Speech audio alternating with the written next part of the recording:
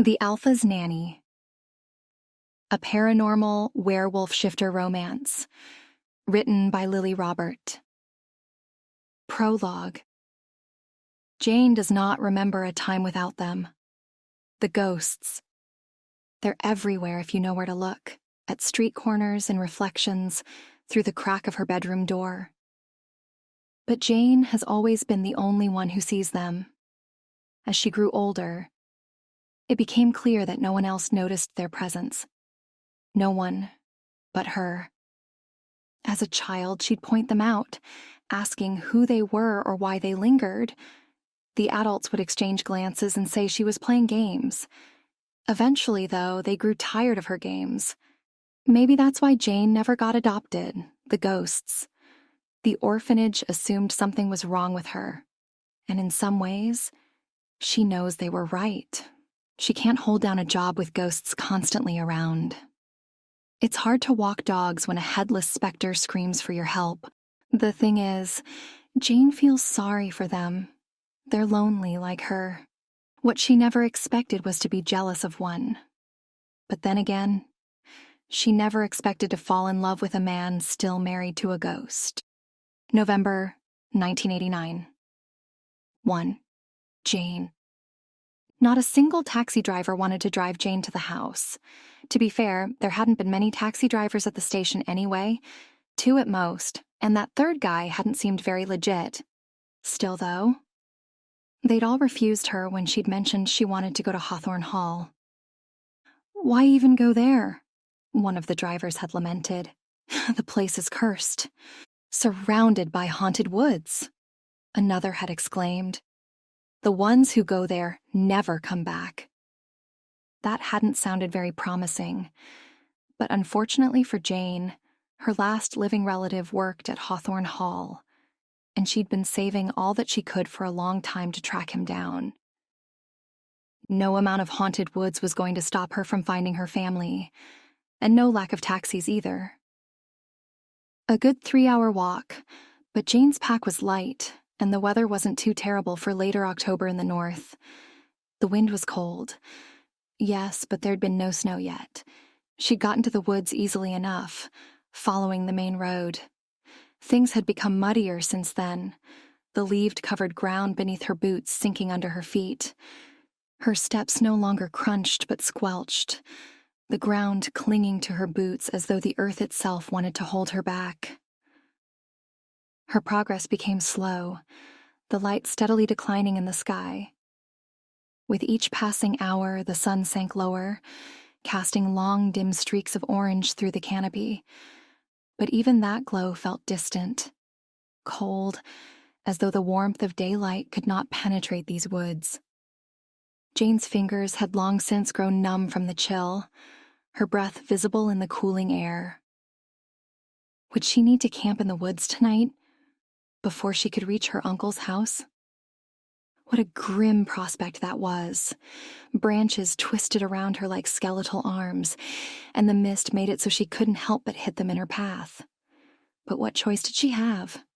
Jane found the nearest clearing and started building a fire. She didn't have much food left on her, but she did have water, and it would have to do. Tomorrow, she'd reach Hawthorne Hall, a place of safety, despite what the cab drivers had said, and waiting for Jane by its front would be Uncle Bill, his arms stretched out wide in welcome. She'd never seen him before in her life, but in her mind his eyes were kind. "He's waiting for me," she thinks.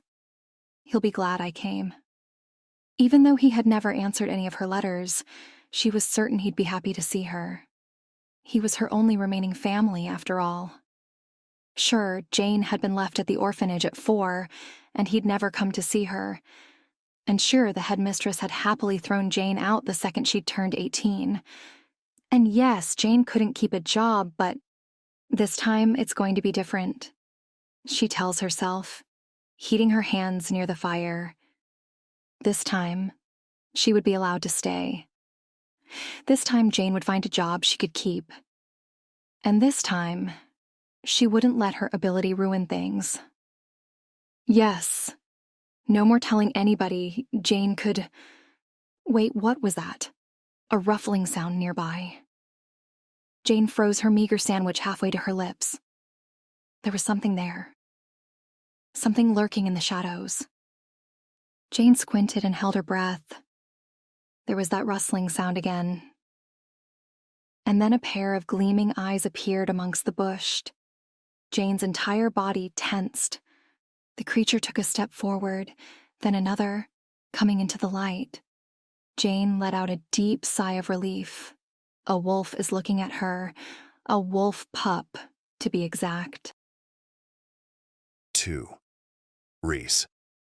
He pushes open the door to his home, his long coat trailing behind him like a heavyweight. It's nearly 6 p.m., but the night is already pitch black outside and the faint candles lighting the entrance hall do little to warm the place. "Are we out of power again?" Reese asks Ms. Teal, his house attendant, as she appears on his left. She's a woman in her mid-60s, short but with strong shoulders, someone he's practically known since birth. Her mate had been his father's beta when Reese was just a child. "Why would I light candles if we still had power?" The woman snaps, making Reese smirk. She helps him out of his coat with her usual efficiency. "We weren't expecting you home so soon, Alpha," she comments, her tone neutral. "How's everyone down in the valley?" "Snow's going to start falling tomorrow," Reese replies, removing his scarf. "We had to move a few families to the pack house. Didn't want them stuck with humans around during the blizzard, especially those with children." Reese sighs. By the time he'd left earlier, not everyone had been transported, and his beta, John, was still managing the entire move. If it had been up to him, Reese would have stayed and remained at the pack house with the rest of his people for the duration of the snowstorm, but he didn't have a choice, not anymore. "Where are the kids?" he asks, glancing around. He stares briefly at the large staircase that climbs behind him up the dark stone walls. Not a sound can be heard. No little footsteps rushing toward him. It's not like he'd expected them to come and greet him. Of course, they wouldn't. "In the drawing room upstairs," Ms. Teal replies with a wave. "If you'd like to go and greet them, I'll get started on dinner." Reese nods curtly, heading for the staircase, which curves upward into the cold, suffocating embrace of the second floor. Candles scattered along the hallway flicker like faint beacons, barely illuminating his path, which seems to disappear into the dark. This house had been beautiful once, he remembers, grand even. But now the air clings to him, as does the thick, oppressive silence, and there's no trace of warmth to be found. Only shadows and regrets. Filled with corners where the light dares not go, the mansion feels like it grips his shoulders, dragging him down. It whispers things in his ears he'd rather forget. Outside, the wind howls through a dance of dead leaves. "Sophie?" Reese calls, pushing open the door to the drawing room. He sees her bent over a low table, pencil in hand. Her long, light blonde hair falls like a curtain, covering most of her small face, the rest hidden under an oversized sweater. Her head snaps up to meet his gaze, and she smiles. "Daddy!" In an instant, Sophie's arms are wrapped around his leg, her speed seemingly increased while Reese was away. Her face buried into his leg, she's holding on as if afraid he'll leave again. Reese had been gone for a while, he supposes, guilt twisting in his heart. Perhaps even longer in the eyes of a young child. Sophie is only 5 after all, and time flows differently at that age. "Where's your brother?" he asks, distractedly patting her head. One look around the room tells him all he needs to know. And one brief, angelic glance from Sophie confirms it. "Sophie." Reese places his hands on her shoulders. "Where's Marcus?" The girl shrugs sheepishly, her eyes drifting toward the window looking outside onto the grounds. "Damn it," Reese mutters. 3. Jane. "Come back here," Jane yells, trailing after the wolf. She probably wouldn't have followed after it. She'd never heard of a pup of any kind who wandered too far from its mother, and she wasn't inclined to run into an angry grown wolf. But the pup had stolen her bag, which it now held firmly between its fangs as it dragged it away. Jane didn't possess much, anything really save for this bag, and so, after the small wolf, she ran. Well, ran, if one could call stumbling around in the mud running. The mist was thick now. One could barely see anything further than their nose. And it was damp too, eerily cold. Jane relied on sound, specifically the one of her pack being dragged, to guide her along the path. "There's nothing left to eat in there," she yells uselessly. She shouldn't have given that wolf half her sandwich. Of course, he'd want more, and the pack probably still smelled of peanut butter. But she'd felt so alone. And the wolf had looked so small. Small, but alert. It had carefully observed her until, the next thing she knew, Jane was spilling out her life story. She'd done so while extending out her hand and purposely looking away, hoping the wolf would feel confident enough to approach. It was how she'd used to bond with stray dogs when she worked at the animal shelter. She'd worked there 6 months. A record.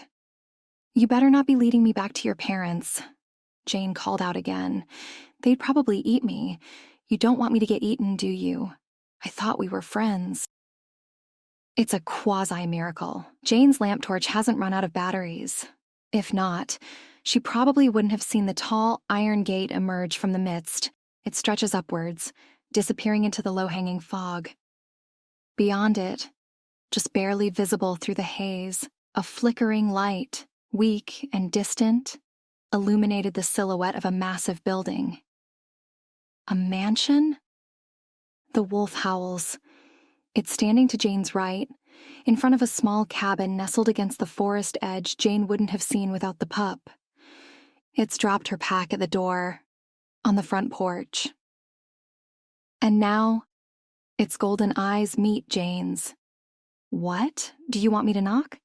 she asks, out of breath still. Above her, the sky opens up, rain falling in sudden, heavy droplets hitting her head, just as the door creaked open, revealing a man. Thick and broad, his wide silhouette filling the entire doorway.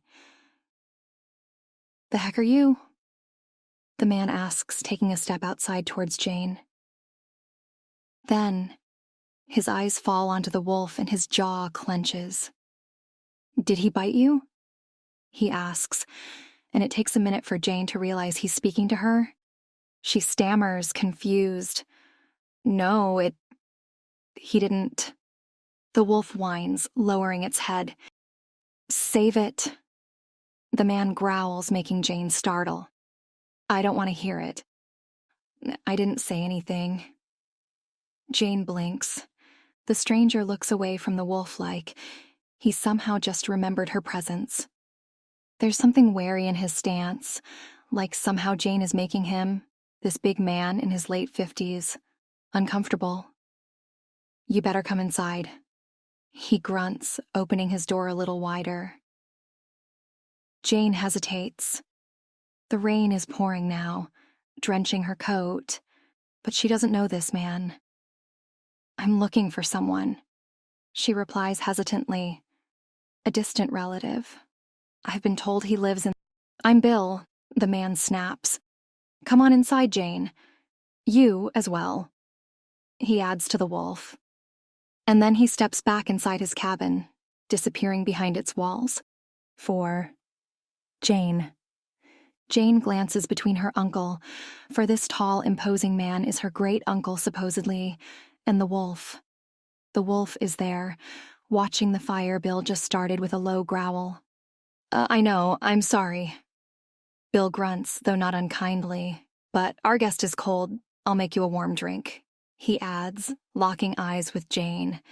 He seems to be somewhat of a grump, but there's something about him that makes Jane feel at ease despite it. Perhaps the family connection. "How did you know who I was?" she asks, feeling herself relax as the warm, sweet smell of melted chocolate begins to fill the air. Between that and the burning fire crackling away, Jane feels herself starting to warm up. Her fingers are still cold, though. "You smell like—" Bill clears his throat, eyes fixed on the heating milk.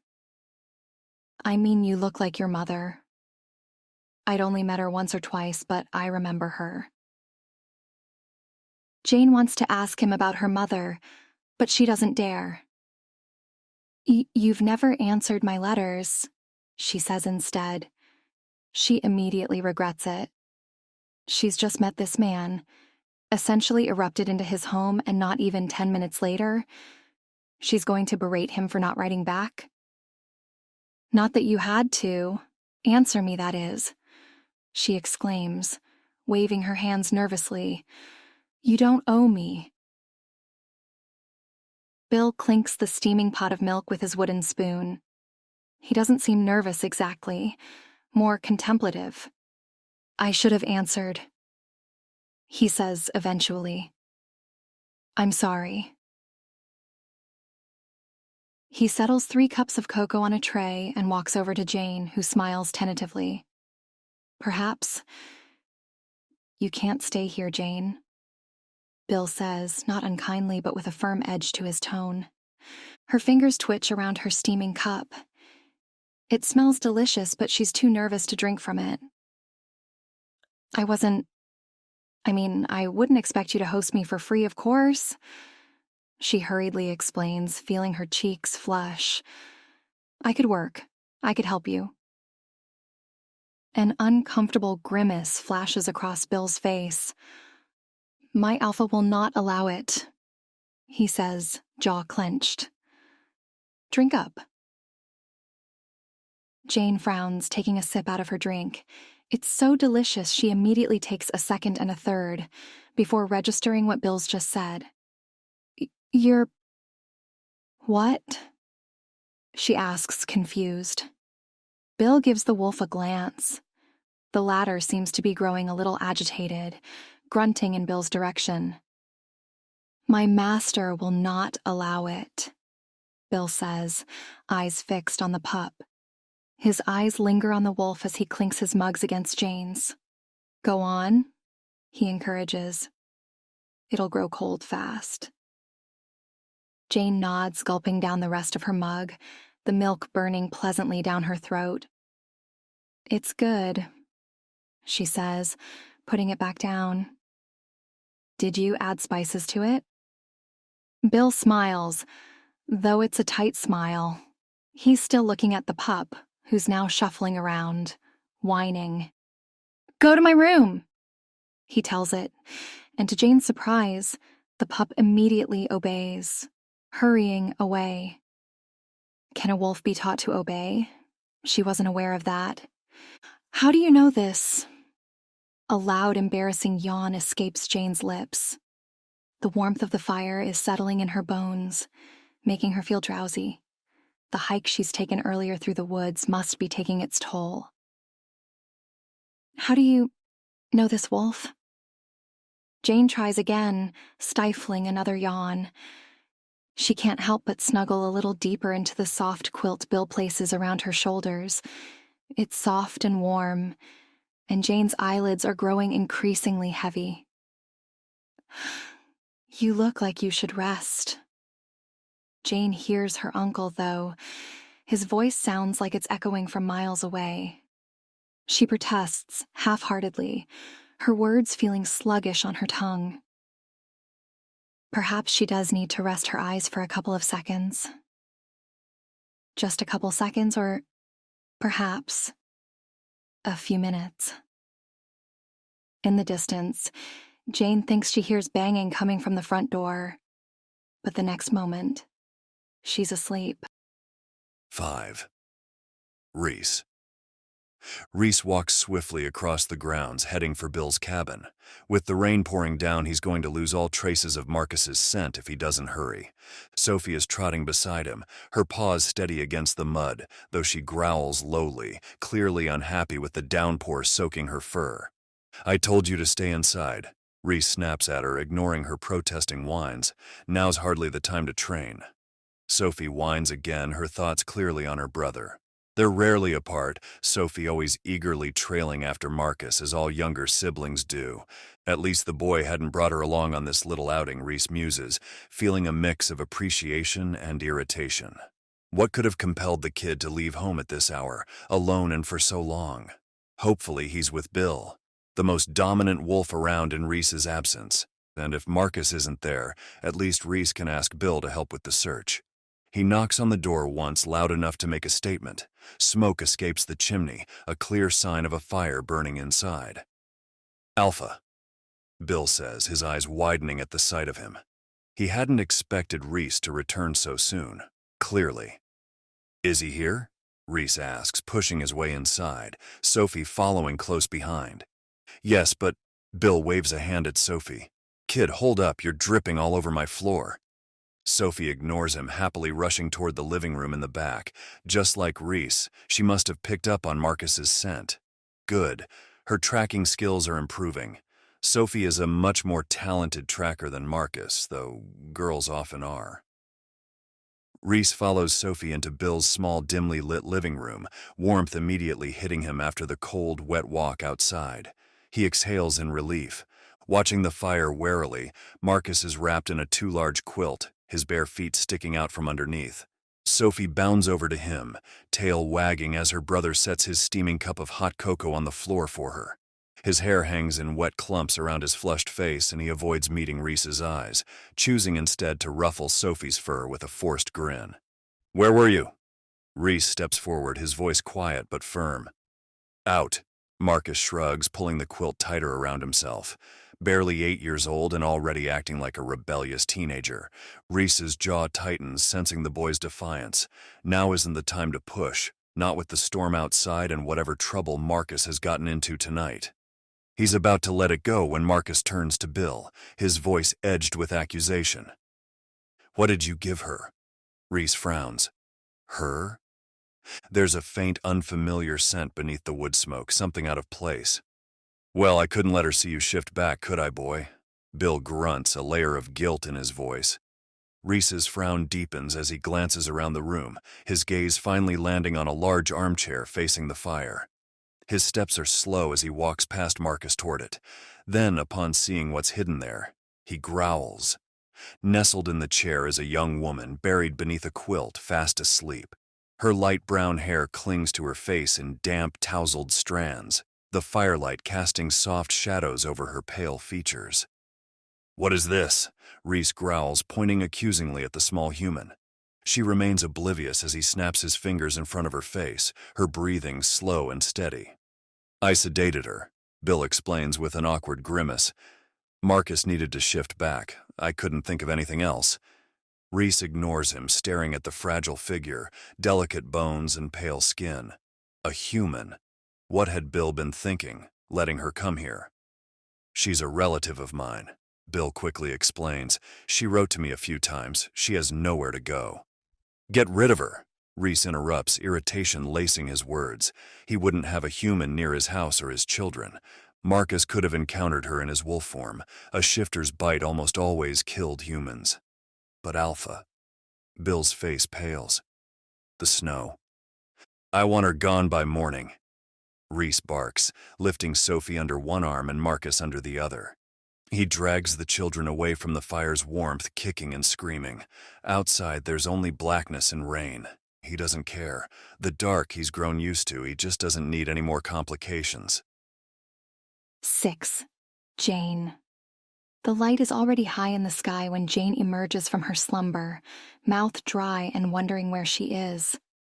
Her eyes briefly roam the room, vaguely recognizing the large stone chimney next to her, before settling on her uncle. He's seated at the dining table, drumming his fingers. Coffee. He offers, pouring her a cup before Jane can even reply. I made you eggs too. She hasn't even properly sat down when she is being offered the biggest breakfast serving of her life. Eggs, bacon, and a literal pile of bread. You'll need your strength if you want to get to the bus stop on time, Bill tells her, filling up her plate. It's cold out there. Jane puts a smile on her face as she nods. She's already outstayed her welcome then, and she hasn't even been here a day. It's going to snow today. You'll need to leave right after you're done eating, her uncle adds, in case his previous dismissal hadn't been clear. Jane nods, cutting away a piece of bacon. I understand, she says. And she does, because she doesn't know this man, and he doesn't owe her anything. I'm sorry, Bill mumbles, eyes cast down. I wish I... It's fine, Jane interrupts with a shrug. Really, you don't have to explain. But Bill shuffles uncomfortably. These lands belong to my master. He clears his throat. It's not up to me, you understand? Jane takes a peek through the window. The mist has cleared, and for the first time, she can see the mansion fully, looming behind the iron gate. The building is tall and imposing, its dark gray stones weathered and worn. One of the wings on the western side looks particularly neglected. Parts of the stone appear scorched, crumbling away as if the structure is barely holding itself together. She spots shattered windows and blackened beams, still visible even after years of decay. "Is this where your master lives?" she asks, curious, her gaze lingering on the crumbling section. "Yes," Bill mutters beside her, noticing where her eyes have settled. Jane frowns, a knot forming in her stomach. "Was there a fire?" she ventures, hesitant but drawn to the eerie sight of the damaged wing. Bill shifts, clearly uncomfortable. "Yes, a terrible accident," he says quietly. "What happened?"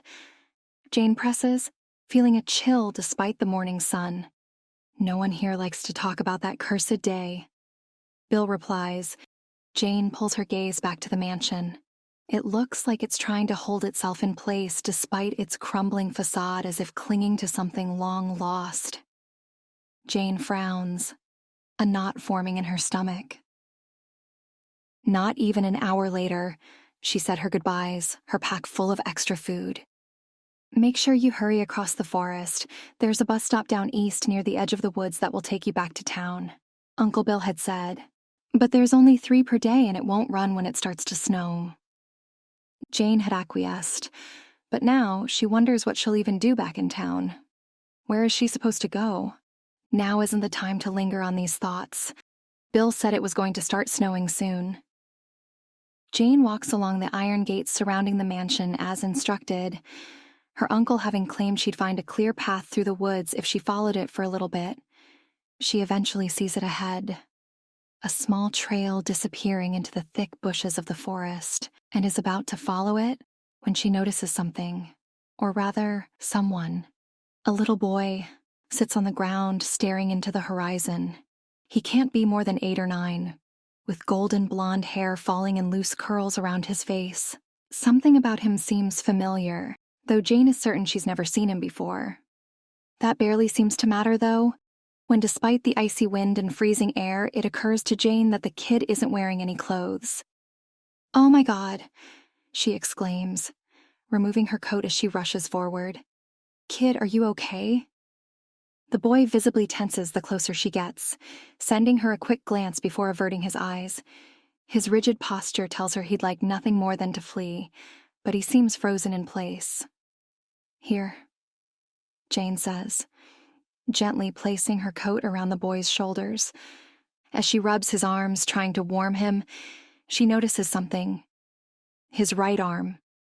A large burn mark stretches across it, healed but unmistakably severe. It's old, yet the sight of it makes her pause for a beat. "You'll freeze out here," she comments, heart beating wildly as she looks around for help, which doesn't seem to arrive. "Where are your parents?" The boy shrugs. Then after a moment, he reluctantly raises his arm, pointing behind them. Jane turns to follow his gesture and sees it. The mansion. Specifically, the burnt west wing. Blackened stone and crumbling remains still visible against the darkened sky. Her gaze drifts back to the boy's burn-marked arm, and she bites her lip to suppress a grimace. Jane's breath comes in shallow bursts as she pushes open the heavy door, the boy clinging silently to her side.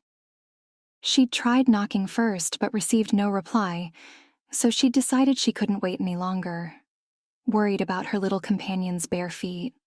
The door creaks as it swings inward, revealing a vast entrance hall, elegant, in a cold, detached way. The high ceilings loom above her, intricate woodwork and stone columns supporting the space, but there's no warmth, no life. The air is stifling in its silence and the cold unnatural, biting at her skin as she steps inside. Something's wrong here. Jane can feel it, deep in her bones. Her eyes dart nervously around the room. Is anyone here?" she calls out. The light from the tall windows is thin and pale, casting long shadows over the stone floor. Her heart thuds against her chest. This oppressive cold. She rubs her arms, her eyes darting back to the boy, his bare feet leaving small, muddy prints on the floor. Before she can call out again, a booming voice cuts through the silence, making her jump. "What are you doing here?" The sound of it sends a shiver straight down her spine.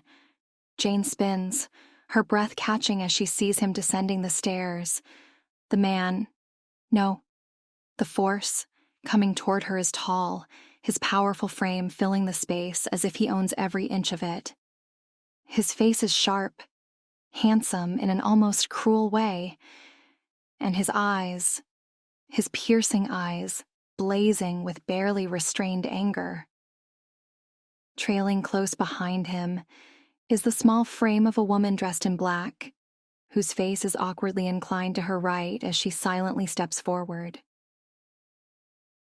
"I asked you a question," the man repeats, making Jane's eyes snap back towards him.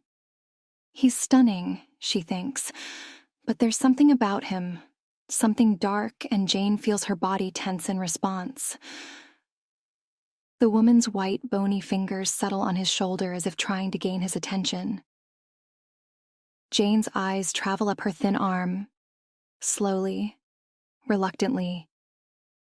The cold is more suffocating than ever, and her breath catches in her throat. Her gaze settles on the woman's lips, on her grin, her wide, unnatural grin, which seems to stretch endlessly. It doesn't belong on her face at all. It is fixed and stagnant, and it makes Jane sick to her stomach. "Sir." Jane tries to warn, not daring to meet the woman's eyes. They'll be vacant and lifeless, she knows, and shouldn't be stared at for too long. Bones curl more tightly around the man's shoulders. He doesn't seem to notice. And of course, he wouldn't, for this woman isn't really here. She's dead, Jane realizes, and apart from her, no one can tell she's even here at all. 7th Reese. Sophie won't meet Reese's gaze, her amber eyes flicking away every time he tries to catch them. "Where's your brother?" He crouches down patiently, trying to coax her attention, but then sounds drift from downstairs, and Reese straightens, muscles tensing, his wolf instantly alert. He's not expecting anyone, yet a stranger has entered their home. Without a word, he strides to the edge of the staircase, tension spreading through his body like wildfire as he descends. When he reaches the entrance, he freezes. Standing awkwardly beside Marcus is the human girl from the night before, the same girl he'd told Bill to send away. She looks just as human, just as unsuspecting as before. A rush of protectiveness surges inside him, though one glance at Marcus lets him know the boy is unharmed. Despite that, the cold seems to seep into Reese's skin, biting at him. It's too cold for a human. She can't stay here. Reese's eyes drift to a large window where snowflakes have begun to fall. His head throbs, a dull ache spreading through his temples as something cold curls around his ear, a whisper that rings inside his mind. "Don't let her near our children. She'll take them. Don't let her take them away." His jaw clenches, eyes flickering between Marcus and the girl, dread curling in his gut. Take his children away? Over his dead body. Without thinking, Reese storms down the rest of the stairs. "What are you doing here?" he barks. The young woman startles, her dark eyes snapping toward him, their wide, expressive eyes, with a quiet wonderment to them that instantly makes Reese feel sorry for yelling. But the pounding in his head is relentless, and when she keeps silent, her cheeks reddening, he repeats his question, his voice more controlled but still hard. She doesn't answer immediately. Instead, her eyes flick to something just over his shoulder, settling there. And he glances back instinctively but sees nothing. I found him outside," the girl stammers, pointing at Marcus. "He was naked, I thought." Reese's jaw tightens, his focus shifting to Marcus for a moment, relieved that the boy is unharmed. But the whisper returns, curling against his ear, harsher now. She'll take him away. Don't let her take our son. Reese's body tenses, his protective instincts flaring dangerously. Thank you for bringing him back, he says curtly, his voice rough, but you need to leave. The girl hesitates, uncertainty written on her face. I don't think it's safe for him to be wandering outside, especially undressed as he was. Her words grate on his nerves, striking deeper than they should. His head pounds, icy dread seeping into his veins. Is he your son? I think not. He snarls, barely holding back the anger flaring in his chest. I said, leave. The girl flinches, her fists clenching at her sides, and still she won't look at Reese. Her wide, teary eyes remain fixed on something over his shoulder. Sir, she tries, her voice shaky. Leave! Reese barks, his wolf urging him forward. The sense of wrongness in the room only thickens as the girl flees, her figure disappearing into the cold mist outside. Reese watches her go, the cold clinging to him. It lingers long after she's out of sight. 8. Jane. Jane's feet pound against the muddy earth, the weight of her backpack barely registering. Fear coils tightly in her stomach, twisting like a living thing as she runs, pushing forward blindly through the snow that falls steadily around her. That woman. That ghost. Its stiff, sickening grin, stretched impossibly wide.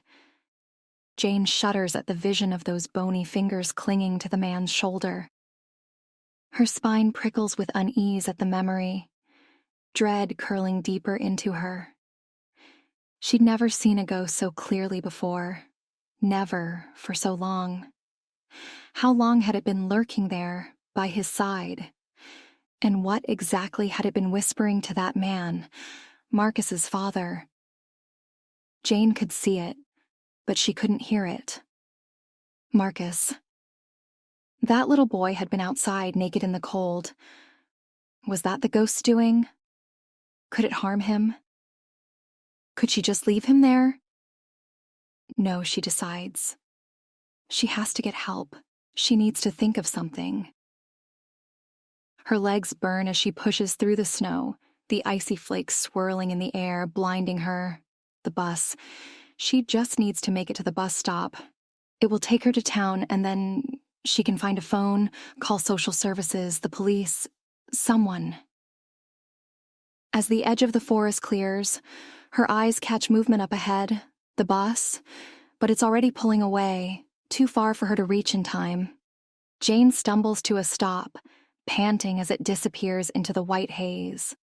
The snow stings her eyes, her cheeks burning from the cold, and only then does she realize she's left her coat with Marcus. Her skin prickles painfully as the cold seeps into her body, but she shakes it off, forcing herself to keep moving. She needs to find help. Someone will have to believe her. They'll just have to. Somewhere in the back of her mind, she knows it's very unlikely. No one ever believed her ghost stories.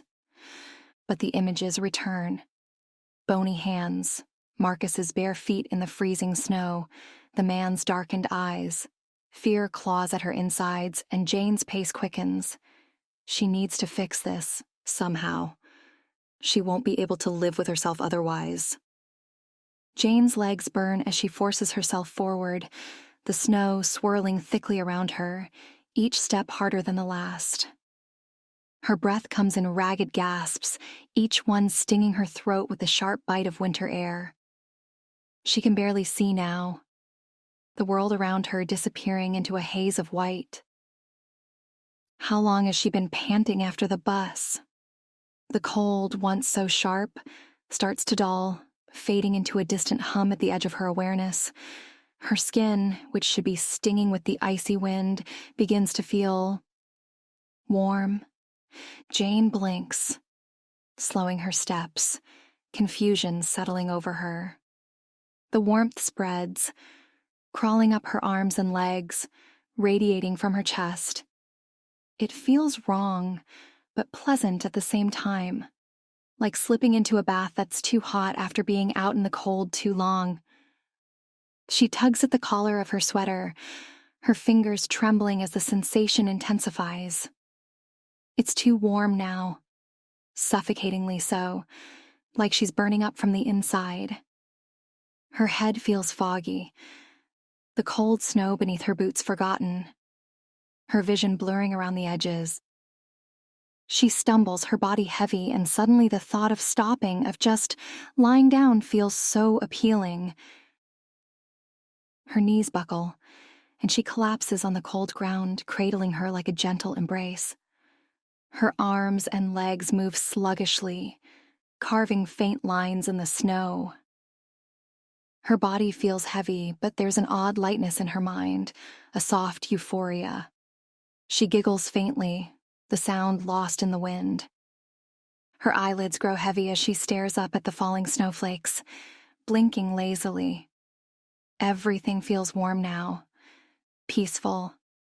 Then through the blur of snow, she sees them. Eyes. Piercing, beautiful eyes. Familiar. They hover just beyond the storm, watching her, and a voice calls out, distant but steady. Jane blinks, her body no longer responding to her thoughts. The presence grows closer, comforting, even as her consciousness fades. She feels strong arms pull her up, wrapping her in warmth. And she sinks into the feeling, safe and secure, just before everything goes black. 9th, Reese. Reese forces his way through the snow, his focus locked on the faint scent trail still lingering beneath the icy wind. He should have never let the human walk off into the storm. Humans were delicate and fragile beings, he knew that. Bill had come to him in a panic not long after his niece had left, pleading for Reese to let him go after her, claiming she'd never make it to the bus in time. Marcus had been there too, his scent sharp with fear just like it had been that day, and images of the fire had burst behind Reese's mind. He'd sworn to himself he'd never left Marcus be scared ever again. The guilt claws at him as he pushes harder through the snow. He'd also sworn he'd never let anyone get hurt in his stead ever again. There'd been too many to count, so of course he'd taken the job of finding Jane. He was faster than Bill, better at tracking, and if anyone was going to risk the blizzard, it had to be him. He'd sent the girl into the storm, too focused on getting her out of his territory to think straight. And now her trail is fading fast, the snow is coming down thick. If he loses her scent, if he can't find her in time. Humans are fragile, he tells himself frantically, prone to freezing to death in a weather like this. He picks up his pace, muscles burning as the cold digs deeper into his skin. He considers shifting. He'd be faster, more efficient in wolf form, but it might frighten her if he finds her like that. Though it'd be better than her freezing to death. He's on the verge of doing it when a sound cuts through the wind, a faint, strange sound, a giggle, a euphoric, delirious giggle that makes his gut twist. He sprints forward, eyes scanning the snow, and then he sees her. She's sprawled out on the ground, half buried in the snow, her skin pale, her lips blue. She's only wearing a t-shirt, her sweater discarded several feet behind her. Jane!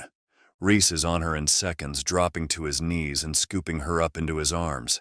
Her skin is like ice under his touch, her body limp. He wraps her tightly in his coat, but it barely makes a difference. She's unconscious, her heartbeat faint. They're running out of time. He can feel her slipping away, her body unresponsive to the cold, her pulse weaker with every second. His mind swirls. The mansion is too far. If he tries to make it back, she won't survive. There's only one option left.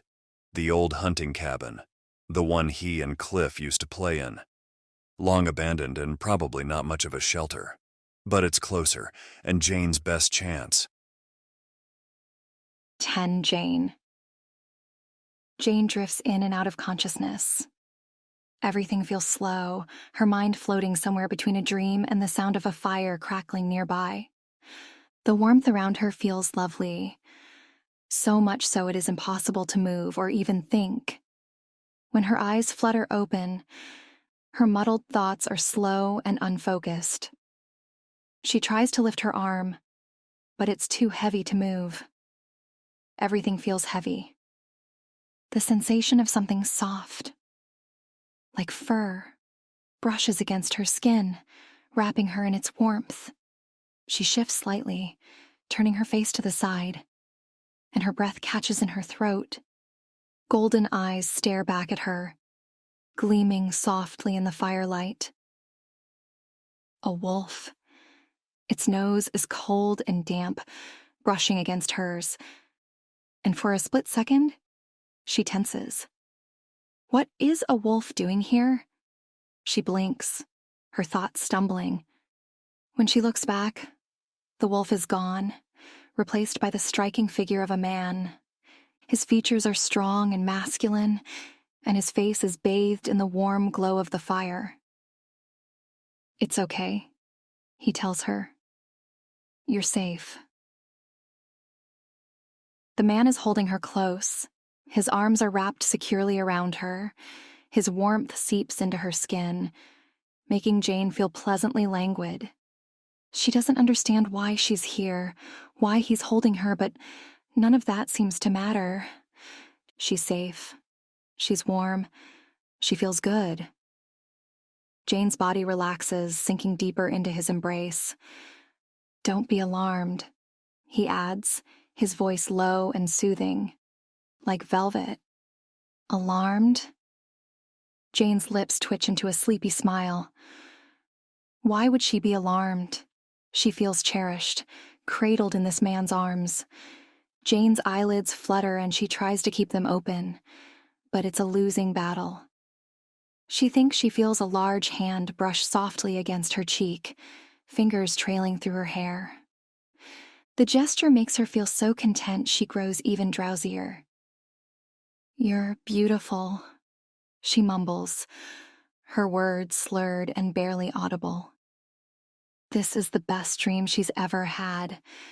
She never wants to wake up. The fire crackles softly, the world around her fading into oblivion. When Jane stirs again, she feels more grounded and aware, memories of the wolf all but a distant dream. The first thing she notices is the weight of the quilts piled over her, heavy and warm. Her fingers move sluggishly against the fabric, and she takes in a deep breath, the scent of burning wood filling her senses. Her eyes drift upward, taking in the high wooden ceilings that stretch above her. The space feels grand and rustic, old yet well kept, with thick wooden beams crossing overhead. Where am I? Jane's mind feels clearer now, the fog of her earlier confusion lifting slightly. The last thing she remembers is the snow, the cold biting at her skin, and then the warmth. The man. Before she can dwell on the memory of him any longer, a sound catches her attention. Light giggles, almost like whispers, float through the air. Jane frowns, her gaze sweeping the room, searching for the source. At the end of the bed, just barely visible over the edge of the mattress, she sees them. Two tiny blonde heads peeked out from under the covers, their crowns of curls barely visible. "Shut up, Sophie," a small voice mumbles. "You'll wake her." The giggles stop abruptly.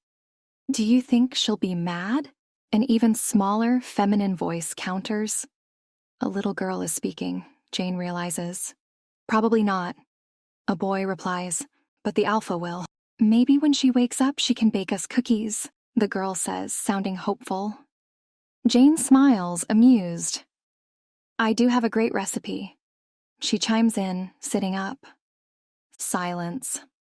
Then, at once, two small faces with round, surprised eyes emerge behind the edge of the bed. Jane instantly recognizes the boy as Marcus, though the girl is slightly young with long blonde curls she's never seen before. "You're awake," Marcus says, almost accusingly. "Cookies," his sister exclaims at the same time, sounding excited. "Hi," Jane greets the children with a smile. They both stare at her in a mix of curiosity and wariness. And then Marcus steps in front of Sophie, protectively like he aims to shield her from Jane. His small face twists into a scowl. "You're not to tell anybody we were here," he commands. rather haughtily. Jane finds it adorable, how he squares his shoulder and sets his jaw like an adult would. "Cross my heart?" she swears solemnly, making Marcus blink. "Really? Just like that?" he asks, surprised. Marcus's voice cuts off abruptly, and his eyes go wide as he stills. Jane blinks at the sudden change of demeanor, her confusion deepening. "What's wrong?" she asks, but he holds a finger to his lips, motioning for her to be quiet. "Someone's coming," he whispers, his body tense as he glances toward the door. Jane tilts her head, straining her ears, but she can't hear anything. But before she can reassure them, Marcus drags Sophie from the end of the bed, diving with her behind it as if their lives depended on it, and just in time. Standing at the door, Uncle Bill's concern melts into relief the moment his eyes land on her. "Jane," he breathes, stepping into the room. "Thank God you're awake." From behind the bed, Marcus pops his head up. "Oh, it's just Bill," he mutters, making Sophie grunt in annoyance. "I could have told you that," she says, crossing her arms. "I could scent him from miles away." Bill winces at her words, glancing briefly at Jane before clearing his throat. "All right, out you two. Your father wants to see you." Bill shuts the door behind them and turns back to her, his expression softening as he comes to sit beside the bed. "How are you feeling?" he asks, his voice gentle, though there's an edge of guilt in his tone. Jane shifts slightly under the weight of the quilts. "I feel fine, I think." She looks around the unfamiliar room, trying to piece everything together. "Where am I?" Bill sighs, rubbing a hand over his face. "You're at my master's house, up at the mansion." He pauses, his eyes flickering with remorse. "I'm so sorry, Jane. I shouldn't have told you to leave when I knew the storm was coming." The memory of the snow flashes in her mind, cold, biting. "It's not your fault," she begins, but Bill shakes his head, cutting her off. "You almost died," he says, his voice tight. "You would have if my master hadn't found you in the snow." Jane frowns. Her uncle's master had gone after her, that same man who'd cast her out with anger in his eyes. It feels foggy, like a distant dream. She remembers the cold, the overwhelming exhaustion, and the warmth, a presence by her side. Had that been him? Surely not. A dream, that's all. I don't remember much," she admits, flustered, because the glimpse of something just as pleasant as it is surprising flashes through her mind. The feel of a strong, masculine frame pressed against her own, the touch of muscular arms holding her close. Heat coils within her. It's blurry, but Jane remembers feeling safe and warm and so good. This must have been a dream. "Was your master angry?" she asks, biting her lip. For some reason, the thought doesn't sit very well with her. "I know he wanted me gone." Bill shakes his head. "If anything, he felt sorry for putting you in danger. He's not unkind, just a bit gruff," Jane thinks, like the sound of his deep, rumbling voice against her ear, promising to keep her safe. A delightful shiver runs through her spine. Just a dream, she tells herself, feeling more than a little flustered now. Nothing more to it. "Are you all right?" Bill asks, suddenly looking a little uneasy. "You seem fine," Jane gasps, cheeks flushed. "If you could just give me my clothes, I'll be on my way."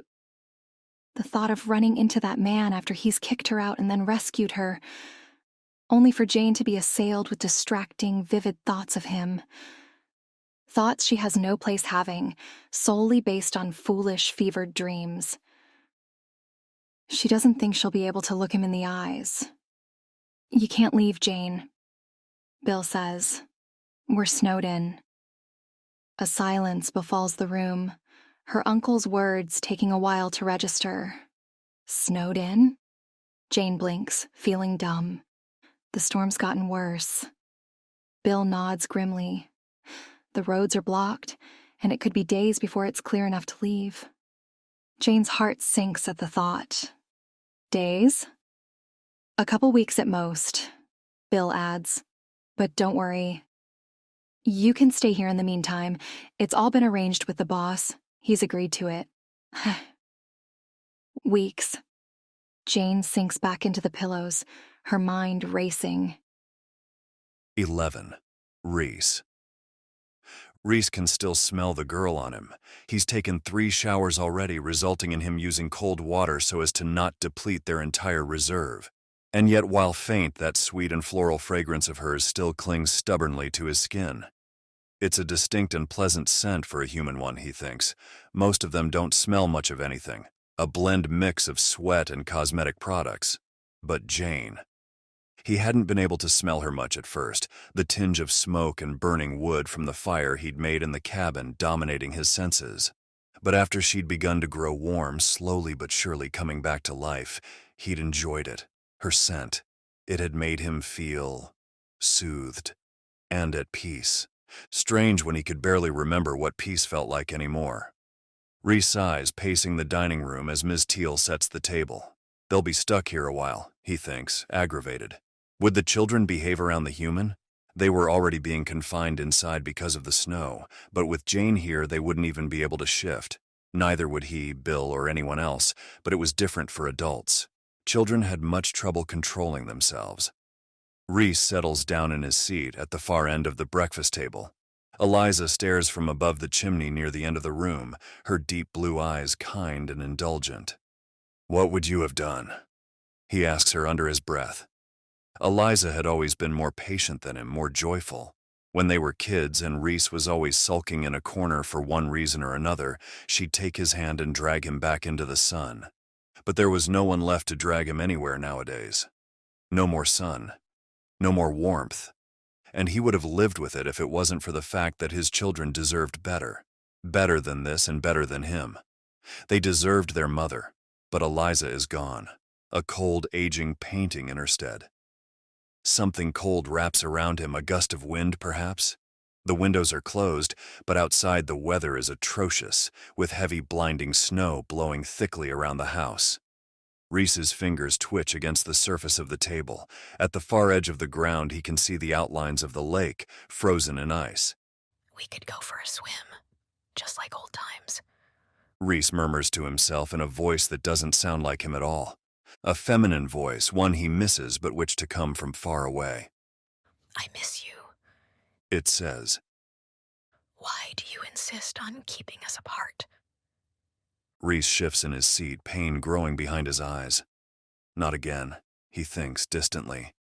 He'd like it to stop. "I can make it better. The voice says, stronger now. Please, come with me, my love. We could take the children." Not the children. Reese snaps, making Ms. Teal startle. She's back inside the room he hadn't heard her arrive, plates in hand. "Sir?" she asks, giving him a strange look. Reese grunts out a reply, his eyes drifting back to the window. "Not the children," he repeats faintly. His migraine is pounding and a shiver runs down his spine. When he closes his eyes, he sees burning flames engulfing Eliza's screams. There. 12. Jane, dressed in a light black dress and a thin pair of leggings she was lucky enough to find in a drawer. Jane shivers as she descends the stairs, heart racing with nerves. The thought of facing him, the man who saved her, makes her pulse quicken much more than the cold air on her skin. She feels a flush creeping up her neck and scolds herself. He is already kind enough to let Jane stay here. The least she can do is to avoid embarrassing him with her stupid crush. It's not even a crush. It's nothing. No, less than nothing. As she nears the dining room, she hears the children talking. And then, Ariel makes a wish to become human. "We know, Sophie," Marcus groans.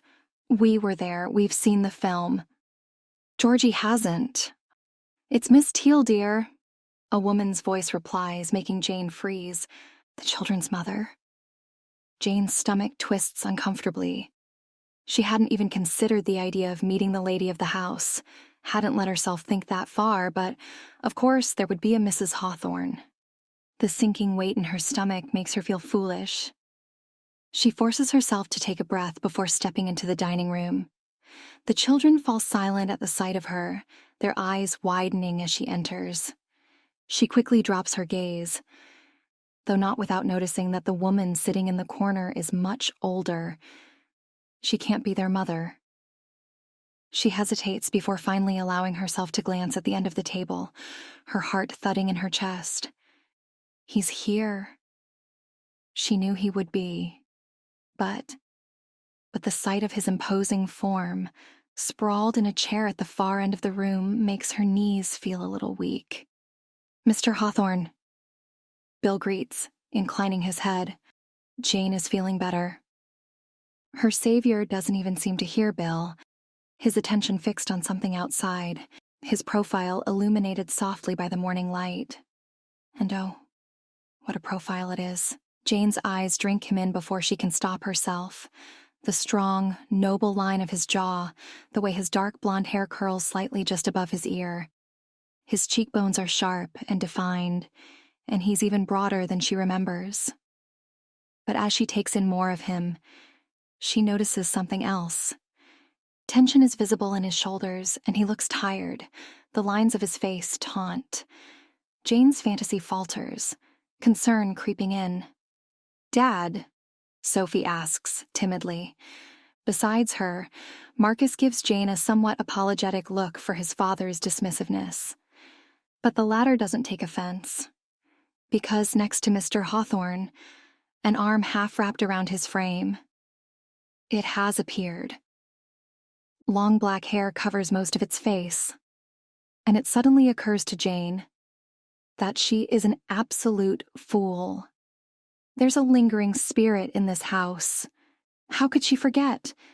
Its neck is still bent in an odd shape, but when its eyes move, face angling towards Jane, the ghost sneers. "Jane, have a seat," Bill says, making her jump. The ghost is touching Mr. Hawthorne's face. It's touching him.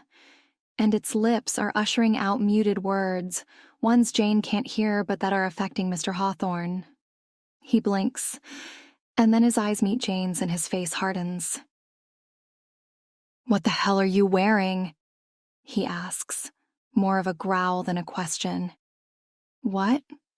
Jane blinks in surprise. His eyes roam over her form, and that is when she pales, realizing she should probably have asked before borrowing any clothes.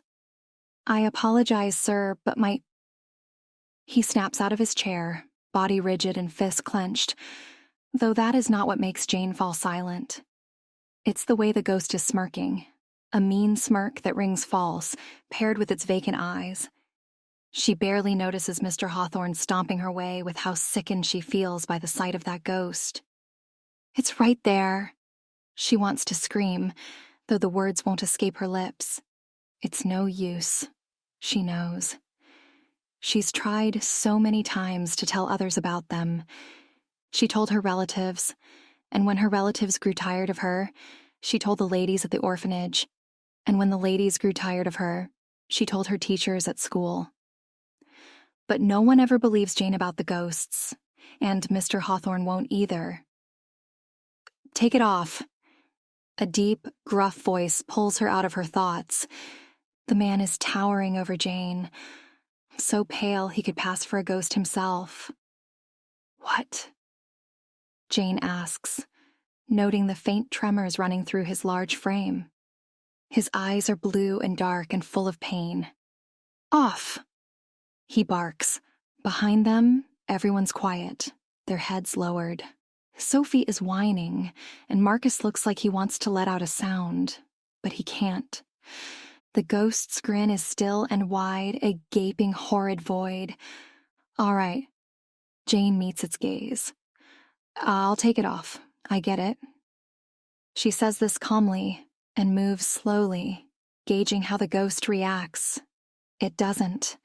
But when her dress falls to the ground, leaving Jane in only a bra and leggings, Mr. Hawthorne does. He gapes, looking lost, and then he grabs onto Jane's wrists, as if he's worried she'll remove anything more. He blinks, as if he's just woken up from a bad dream. The ghost's presence grows fainter. Its vacant stare falls onto where Mr. Hawthorne's fingers linger. Instinctively, Jane grabs onto the man's hand and squeezes tight. The ghost evaporates instantly. Who? Mr. Hawthorne's shoulders sag. Who are you?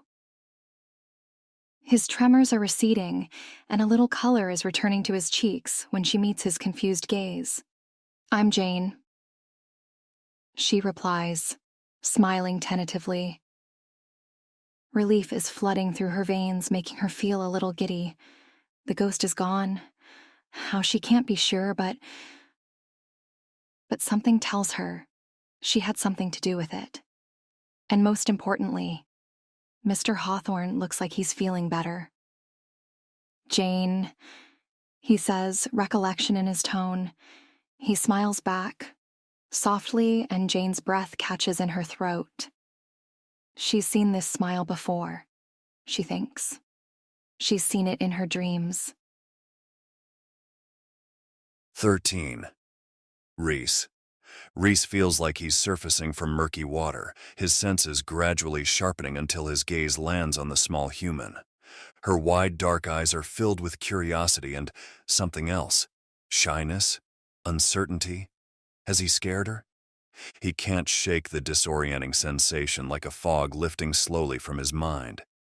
His brow furrows, scanning the room and then back to her. Her soft curves are exposed, her narrow waist attracting his eyes, and though he's already seen her with even less on. Tightening his jaw, his hands move before he can fully process it, and he pulls off his sweater. Here, he says, thrusting it toward her. When her small hands finally reach out, it brushes with his. Then a loud crash reverberates through the house, a deep, thunderous sound that makes the floor shudder beneath Reese's feet. Without thinking, he storms out of the room toward the source. When he reaches the condemned west wing, he abruptly skids to a halt. A part of the roof, a tall tower that hasn't been touched since the fire, has collapsed under the weight of the snow. Wood, stone, and snow cascade through the hole, scattering across the floor in a massive heap. Cold air rushes in, biting against his skin, swirling with the faint scent of charred timber. The remnants of the old fire are still buried beneath the surface, amongst them, Eliza. Bill and Ms. Teal arrive just behind him, the groundskeeper cursing under his breath as he takes in the damage. If the roof collapses here, Ms. Teal mutters, it could bring the rest of the house down with it. Reese doesn't respond immediately, his eyes fixed on the pile of debris and beyond that, the decaying walls of the west wing. The part they all pretend doesn't exist, but it's still there, festering like an old wound. We need to fix this now, he says, his voice rough. It can't wait. Ms. Teal shakes her head, frowning deeply. The house isn't safe as long as that wing stands. When the blizzard clears, we should move. The children could... Leaving? Reese cuts her off, his tone sharp. We're not leaving. Reese's gaze wanders over the destroyed section again. He hears it still, the roar of the flames, Marcus's screams, Eliza's pleads echoing in his ears. The heat of it, the acrid smoke, it all clings to his skin. Though not so much as his guilt. He can't leave this place. He can't leave Eliza behind, not again. We'll fix it, Reese repeats, his jaw clenched. We have to keep this place standing. But Alpha, the foundations are crumbling. Casting a wary glance at the wreckage. The house is holding on by threads. Sometimes it's better to let go. Reese looks at him, his expression hardening. We're not letting it fall apart. Not while I'm still standing. Get what we need. We'll start repairs immediately. I'll help. Sophie's voice pipes up from behind. Reese turns sharply, eyes narrowing as he spots the children. The small human is with them, and the sight of her in his sweater makes him pause. The material falls well past her knees but doesn't hide the way her hips flare, making his wolf stir at the sight, pleased. Reese forces himself to focus on Marcus. The latter looks a little pale and there's resentment in his eyes. He shouldn't be here. His children should never come here. "It's too dangerous, Sophie," he says, his voice gruff. "You and Marcus will stay where it's safe." "But Dad," the girl protests, stomping her foot. "We're bored. We want to help." Reese clenches his jaw impatiently. They don't have time for this. They need all hands on deck, but the kids. His gaze flickers between the collapse and the children. Ms. Teal speaks up again. "Alpha, I need to inspect the house quickly. If more of the roof collapses, we'll be in bigger trouble." And she's right, of course, but they can't leave the children unattended, so if Ms. Teal is busy inspecting the roof... A soft voice cuts through his thoughts. "Mr. Hawthorne, I could..." Reese's eyes snap to Jane, who instantly stammers. Yes?" He pushes. Jane swallows, her cheeks flushing slightly. "That is," she pursues, a little less assuredly. "If it pleases you, I wouldn't mind." Reese's brow furrows. "You wouldn't mind what?" He presses. Jane meets his gaze. "I'm happy to watch them," she exclaims. "The kids. I'm used to them. She clears her throat. "I'm good with kids. I've babysat before."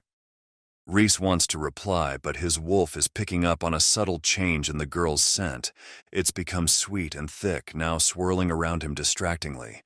And all the while, she watches him, her eyes wide and her pulse fluttering. Tellingly so. Reese averts his gaze. She's human. A tiny, delicate human he could easily harm if he's not careful. But God, does she smell good. "Jane, can we bake cookies?" Sophie chimes in, her face lighting up.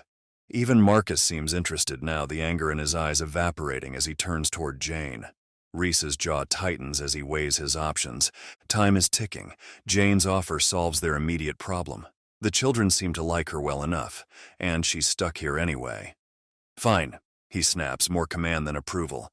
"Jane will watch the children, but Marcus..."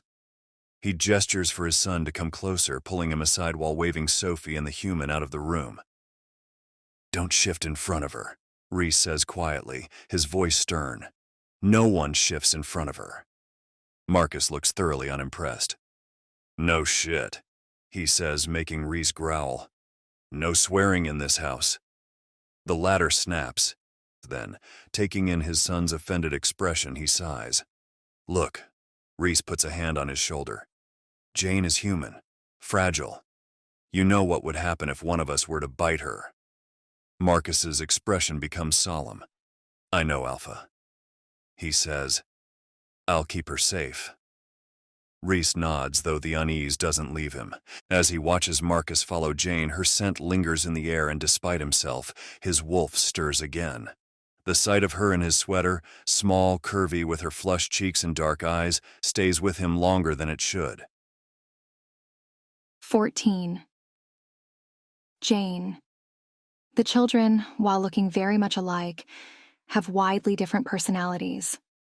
Sophie is bright and chirpy, though she cannot seem to hold in place. Brimming with astounding energy, even for someone her age, she seems to bounce from place to place at surprising speed, asking multiple questions and commenting on every little thought in her head at an increasing pace. Marcus, meanwhile, is taciturn.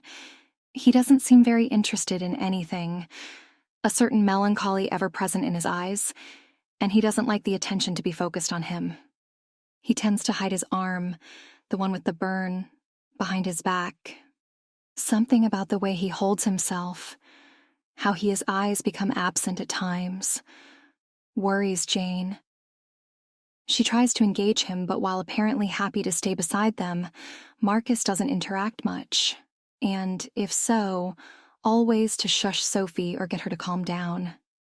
She obeys her brother remarkably, though never for very long.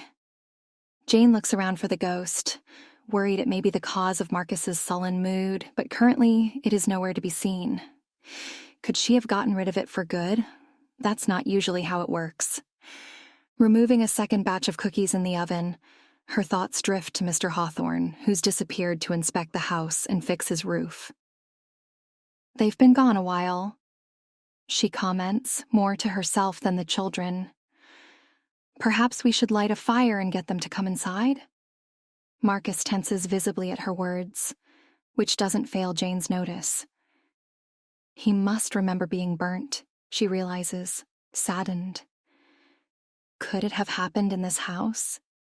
In the fire that destroyed the West Wing? Why? Sophie asks, her eyes round curious. Why? Jane pauses, trying to remember what they'd been discussing. Well, they might be cold outside on the roof. Sophie stares in confusion. Why would they be cold? She asks, giving Marcus a curious look. The latter shrugs, seemingly confused about the concept as well. Well, because... Jane purses her lips. No need to keep mentioning fires, she thinks. Never mind. Sophie grabs a cookie, quickly shoving it in her mouth. If I get cold, I turn. She tells Jane like the sentence makes sense, which it doesn't. Turn? Turn to what? Sophie. Marcus' head snaps up. Shut up. Jane places a hand on the girl's shoulder, seeing her tense at his harsh tone. It's all right, she tells Marcus. The boy snarls. It's such a surprising expression on a young child face Jane startles. I'll tell father you were mean, Sophie taunts, sticking her tongue. Don't call him that. Marcus snaps back, crossing his arms. Kids? Jane raises her hands in appeasement. Yelling ruins the cookies. You wouldn't want a cookie to be ruined, would you? Both children widen their eyes, effectively chastised. What do you call Mr. Hawthorne, Marcus? She then asks for a reference. Alpha. Marcus replies with a shrug, though accepting the cookie Jane hands him. That word again, Jane thinks. Bill also mentioned it, she's sure of it. That's because he's our alpha and our father. Sophie explains, catching Jane's puzzled frown. Marcus growls, snapping up from his chair and running out of the room. Don't worry about him, Sophie says, though she looks a little saddened. Dad says he's sad because he misses Mom. She looks up at Jane. I don't remember her at all, so it's okay that she's gone. An uncomfortable weight settles in Jane's stomach. I'm sorry, Sophie, she says quietly. She leaves the little girl to watch another batch of cookie heat, while she follows after Marcus, who luckily hasn't gone far. He's seated in the dining room, crouched in a corner. You know, she tries, sitting beside him. My mom is gone too. Marcus shrugs, though he doesn't tell her off, which she takes as a good sign. Sometimes I worry I'm going to forget about her, Jane tells him softly. It makes me feel sad. Marcus blinks, raising his face towards her. Really? He asks, his voice small. Sure. So, I write about her in my journal, or I talk about her. That way the memories stay with me. Marcus' fists clench. I don't know how to write, he confesses. Or not very well. And the alpha doesn't like to talk about her. He says he doesn't mind, but I know he does.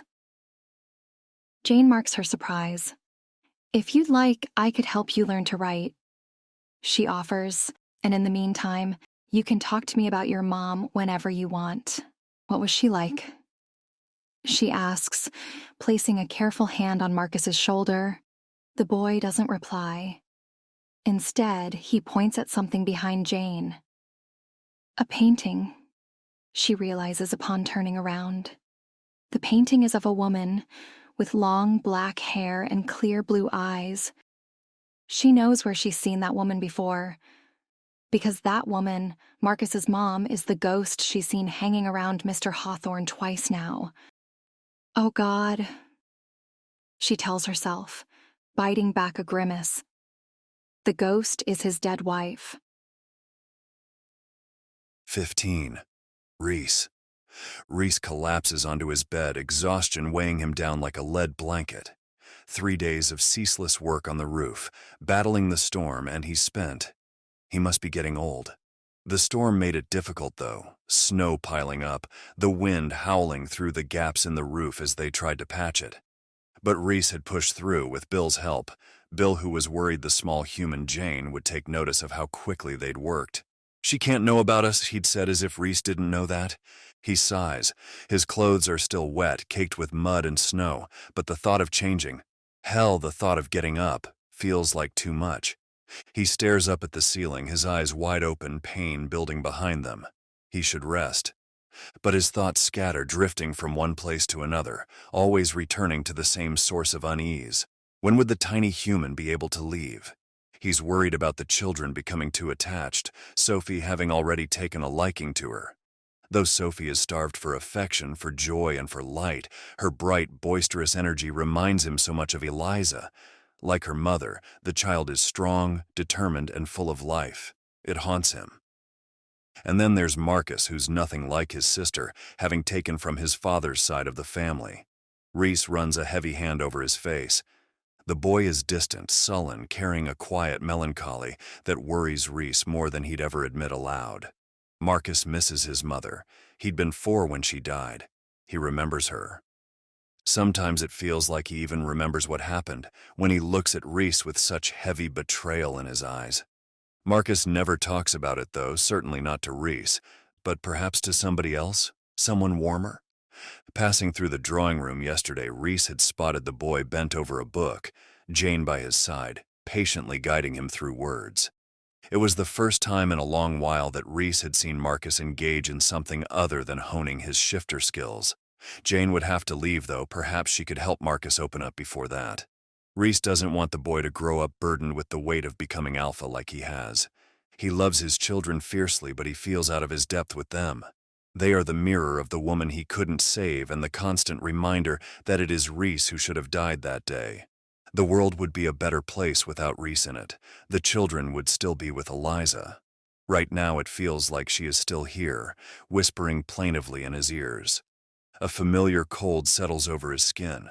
Her loss is always there, a dull throb in the back of his mind. But when it sharpens like it does now, the room feels darker. Reese shifts slightly in bed, but sleep continues to elude him, his thoughts growing heavier, more scattered. 16. Jane. Jane watches as Sophie bounces around the kitchen, her energy infectious as they prepare a tray piled high with breakfast leftovers. Marcus, ever quiet, stands by her side, half-heartedly arranging food on the tray, his eyes distant. It doesn't sit well with Jane. None of this does. Yes, the children have everything they need here. The house is grand, the meals are plenty, but their mother is gone and their father... Well, it feels like Mr. Hawthorne is always busy, always finding something to do to avoid his own children. "I think it's sweet you're making him breakfast," Jane says softly as they work, the clatter of plates and utensils the only other sound in the grand, quiet kitchen. "It shows you'd like to spend more time with him." Sophie beams. "Do you think he'll like our drawings?" Jane's eyes fall on the 2 artworks she kids had prepared yesterday, laid out on the table. Sophie's is vibrant and full of color, with rainbows and swirls of sunshine in every corner. But it's Marcus's skills that catches her attention. He'd not only helped Sophie draw her mermaid's tail, he'd also sketched a detailed portrait of Mr. Hawthorne, though, adding a long scar to the left side of the man's face. "Is your father a pirate?" Jane asks, wanting very much to encourage his creative endeavors. Unfortunately, Marcus looks unimpressed with her efforts. "That's not my dad, that's Uncle Cliff." Balancing the large tray between her hands, Jane follows Sophie and Marcus upstairs. The children are eager, Sophie skipping ahead, Marcus more reserved but still following along. When they reach Mr. Hawthorne's bedroom, Marcus is the one to knock, his small fist rapping against the door. There's no answer. Sophie leans in closer to Jane, whispering loudly, "Maybe he's still asleep." Marcus, already retreating, shrugs. We should just leave it. Memories of Jane's own childhood come flooding back. Those long, empty days at the orphanage, waiting for someone to care, for someone to notice she existed. She won't let these children feel that way. She adjusts the tray in her hands, takes a breath, and before she can second-guess herself, barges into Mr. Hawthorne's room. "Mr. Hawthorne?" she calls out, her voice echoing through the quiet room. He is sprawled across his bed, dressed in muddied, snow-soaked clothes. His eyes are wide, staring vacantly at the ceiling, his jaw clenched, his entire body rigid. By his side, grazing his left cheek, is his wife, the ghost. Jane's heart pounds in her chest, a sickening horror creeping through her veins at the sight of the ghost, its bony fingers trailing over Mr. Hawthorne's pale face. Sophie's small voice calls from behind her, "Dad?" And panic surges through Jane. Her eyes dart around the room, searching for something, anything to help. Her gaze falls on the tray in her hands, and she grabs a small salt shaker.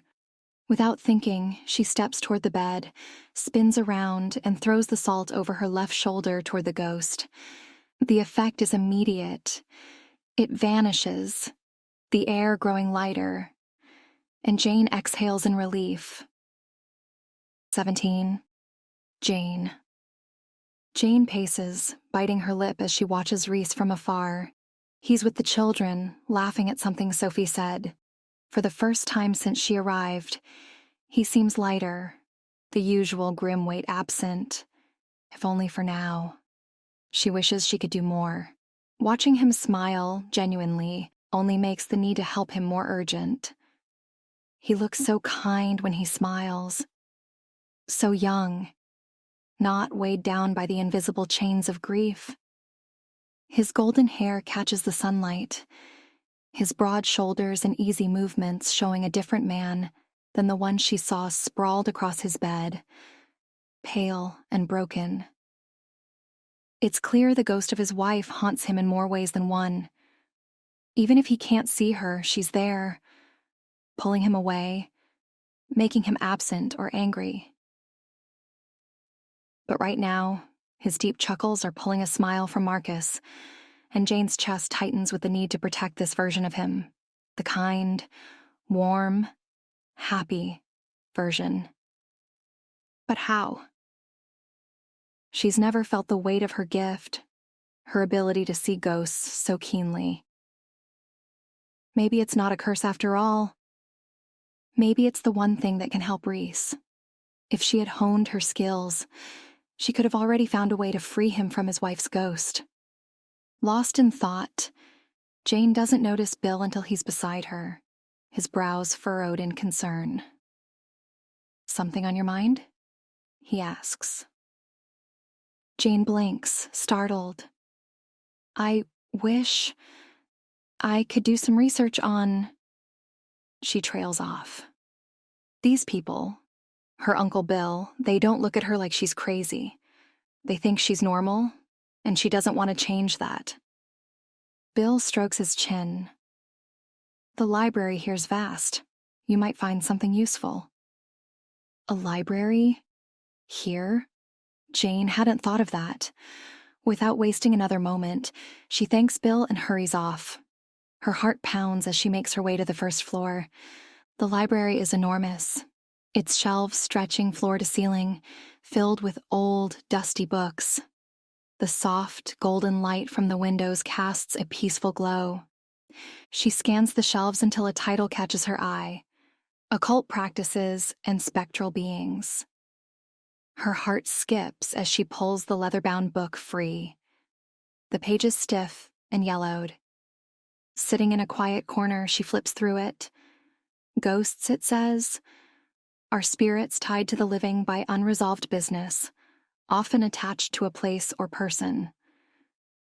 To help a ghost move on, their old wounds must be healed. Jane shudders, thinking of the fire that had claimed Mrs. Hawthorne's life. How could she possibly heal that? As she reads on, she finds a section on creating protective circles to keep ghosts at bay. Relief floods her. She'll draw one around Reese tonight if she can. Jane walks across the space to the large bay, her eyes drifting onto the snowy ground surrounding the manor. Snow falls still, though it seems to be slowing down. Is the storm about to break? Across the field, beyond the white, icy flakes, 3 wolves roam the edge of the woods. 18. Reese. The night is quiet save for the soft hum of his children's voices as they play nearby. Reese glances out the window, noticing the snowstorm has finally begun to lose its intensity. The wind is no longer howling and the snowflakes fall more gently now, blanketing the ground in a soft white glow. Should break by tomorrow, Reese comments absently, eyes still on the fading snow. At his words, Marcus grows rigid, his little shoulders tensing. Reese catches the movement from the corner of his eye, frowning. "What's wrong, Marcus?" The boy remains silent, stubbornly so, his gaze fixed on the floor. Before Reese can press further, Sophie suddenly bursts into tears, her tiny hands wiping furiously at her eyes as she chokes out, "I don't want Jane to leave." Reese's chest tightens. He hates seeing Sophie cry, thinks both of these kids have cried enough for a lifetime. He kneels beside her, placing a gentle hand on her back. "Sophie, it can't be helped," he soothes, though the words feel hollow even to him. "Jane doesn't belong here, she's a human." "But she's nice," Sophie insists between sobs. "She tells the best mermaid stories." Reese's heart twists and he glances toward Marcus, who hasn't said anything but is watching him carefully. He doesn't miss the hopeful look in his son's eyes, the way Marcus's lips press into a thin line, betraying his own desire for Jane to stay. Reese knows they've grown attached to her in the short time she's been with them, and the thought troubles him. "Look, Jane doesn't want to stay here forever. She has friends and family to get back to." Reese tries again, pushing away the softening of his resolve at the sight of Sophie's tear-streaked face. "She has no parents," Marcus says quietly. "She's like us. She's alone." The words hit Reese harder than they should. He blinks, his frown deepening as he looks down at Marcus. No parents? Alone? The realization sends a pang of something akin to guilt through him. "It's true, Alpha. Jane grew up in an orphanage," Bill, who has been quietly observing, adds. "Her parents died when she was young. She's been on her own ever since." Reese's thoughts drift to Jane. He hadn't given much thought to where she came from, but the idea of her being so utterly alone gnaws at him. Wolves live in packs, and Jane might not be a wolf, but he can't help his protective instincts from flaring to life. Maybe she could stay. She could make a good nanny, someone to watch over the kids when he's preoccupied with pack matters. It would certainly take some of the burden off his shoulders. But then he remembers what she is. "It's too dangerous for a human to live among us. She doesn't belong here," Reese says, his voice gruff as he looks at his children, trying to explain. Bill nods slowly, his shoulders sagging in resignation. Even he knows the dangers. Humans, no matter how well-meaning, rarely thrived around shifters. Reese's world was a dangerous one. The risks were too great. 19. Jane. The night is thick with silence, broken only by the faint creaks of the old manor settling. Jane lies in bed, her heart pounding as she listens for any sign of movement in the darkened house. Finally, she slips out of bed, her fingers trembling slightly as they reach for the door handle. She glances out into the hall, peering through the dim shadows. The cold seeps into her bones as she descends the stairs, each step feeling heavier than the last. The farther she goes, the more the darkness presses in, something haunted, filled with secrets waiting in the walls. As she reaches the bottom of the stairs, she half expects something to emerge from the shadows. But there's only the stillness, the cold, and the pounding of her own heart in her ears. She exhales slowly, glancing around the empty rooms. Everyone's in bed. The fire has long since gone out, leaving only faint embers in the hearth. She wraps her arms around herself and climbs back up the stairs, the sensation of being watched prickling at the back of her neck. Her hands shake as she reaches Reese's door, her breath catching in her throat as she stands before it. The storm will break tomorrow, and Reese will ask her to leave.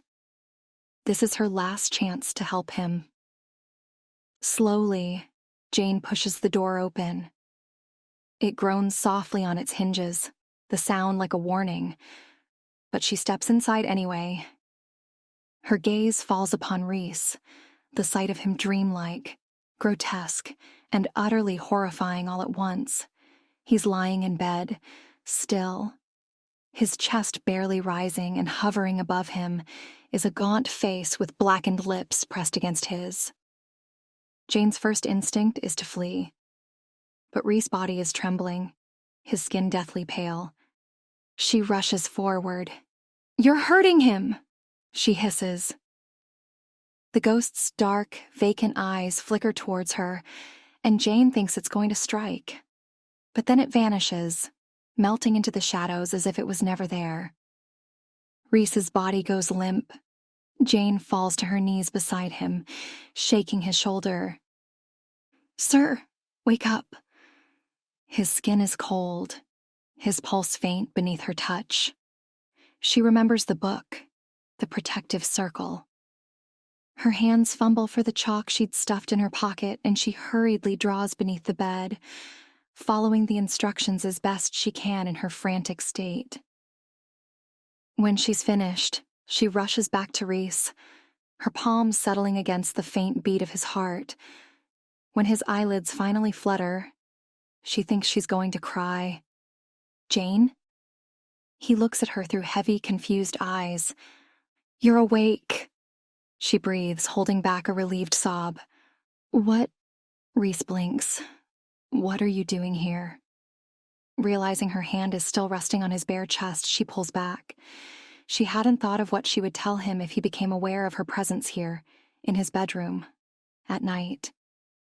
"I just wanted to thank you," she stammers, her cheeks heating under his confused gaze. She struggles to find her words, her eyes lingering on the broad expanse of his chest, the faint sheen of sweat clinging to his skin. Reese sits up slightly.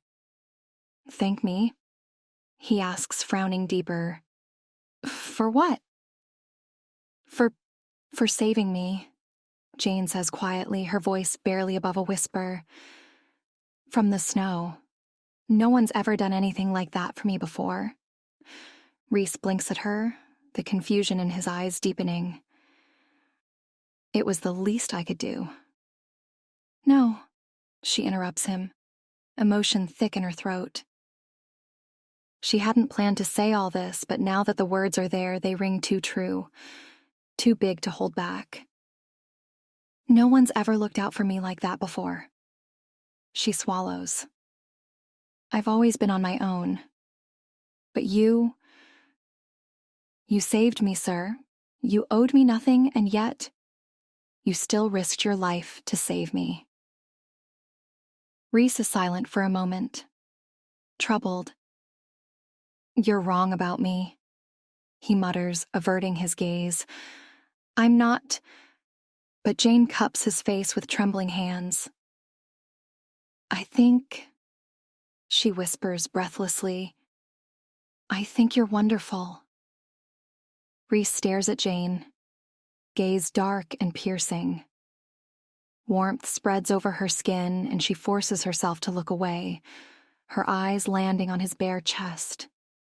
They linger much longer than they should on the curve of his shoulders, the way his muscles flex as he breathes, strength tangible in every firm line of his body. Jane's throat goes dry. The sight of him, so near, is stirring unfamiliar sensations, a deep craving that coils tighter and tighter into something urgent, pleasant but burning, an ache that makes her fingers twitch. She wants to feel the heat of that skin under her palms, wonders what his mouth might feel like against her own if he were to pull her closer. It would feel nothing short of perfect, she thinks. and there's no resisting her craving. She leans in and closes her eyes, the distance between them melting away in her mind as she imagines what it would feel like if he'd just... "What are you doing?" Reese's voice is sharp, cutting right through the haze. His hand is on Jane's shoulder, holding her in place when their eyes meet again. His eyes cold and detached, face burning with embarrassment. She quickly pulls back in retreat, desperate to flee the room to hide her burning shame. Reese's hand slides from her shoulder to her wrist. "Wait," he says. Her heart leaps, hope flaring like a flame catching on dry wood. What if he were to pull her back into his arms? Her mind races with images, his mouth covering hers, his hands sliding over her skin, their bodies entwined. For a moment, it's all she can think about. How much she wants and how much she needs. "Would you consider working for me?" Reese asks, calm and matter-of-fact. "As my children's nanny?" Jane blinks, trying to process what he just said. What? She stammers, feeling dazed. "I'm offering you a job," Reese repeats, still holding her wrist, though his tone remains just as unaffected. "Stay here as a nanny for Sophie and Marcus." The words hit her like a cold slap. His gaze, detached and composed, couldn't make it more clear he has no interest in Jane whatsoever. She swallows hard, but then she realizes he's not only offering her to stay, but to give her a job, and she nods, forcing a smile. "Yes, thank you." A brief, almost imperceptible smile touches his lips, and then Reese releases her wrist. Jane turns, ready to flee the room, when... "Jane..." She freezes, her heart lurching reluctantly as she turns back to him. "It would be best," he says, his voice low, "if you avoided coming into my room from now on. Especially if you're going to be working for me." Feeling small and foolish, Jane lowers her gaze, nodding quickly. "Of course, sir," she mumbles, chastised. Without another word, she hurries out of the room, her mind swirling in a storm of confused frustration, when she shuts the door to her room behind her and climbs into bed. Her body is still humming with need, though her heart is heavy with rejection. What just happened? Her eyes close and she tries to steady her breath, pressing her hand to her chest, then lower and lower, imagining her fingers are his. How can it all feel so good while leaving her so utterly confused, yearning for more? 20. Reese. Sleep won't come. Reese lies in bed, staring at the ceiling, but Jane's scent still clings to the room, wrapping around him. So sweet, it's indecent. She shouldn't have been in his room, but mostly he shouldn't have let her stay as long as she did. He'd been too intoxicated with the blatant lust in her eyes, the heady sweetness in the air. Being human, she hadn't even realized how obvious her scent had been betraying her desire. But Reese was a wolf, and he had felt it change, thickening with arousal for him. All for him.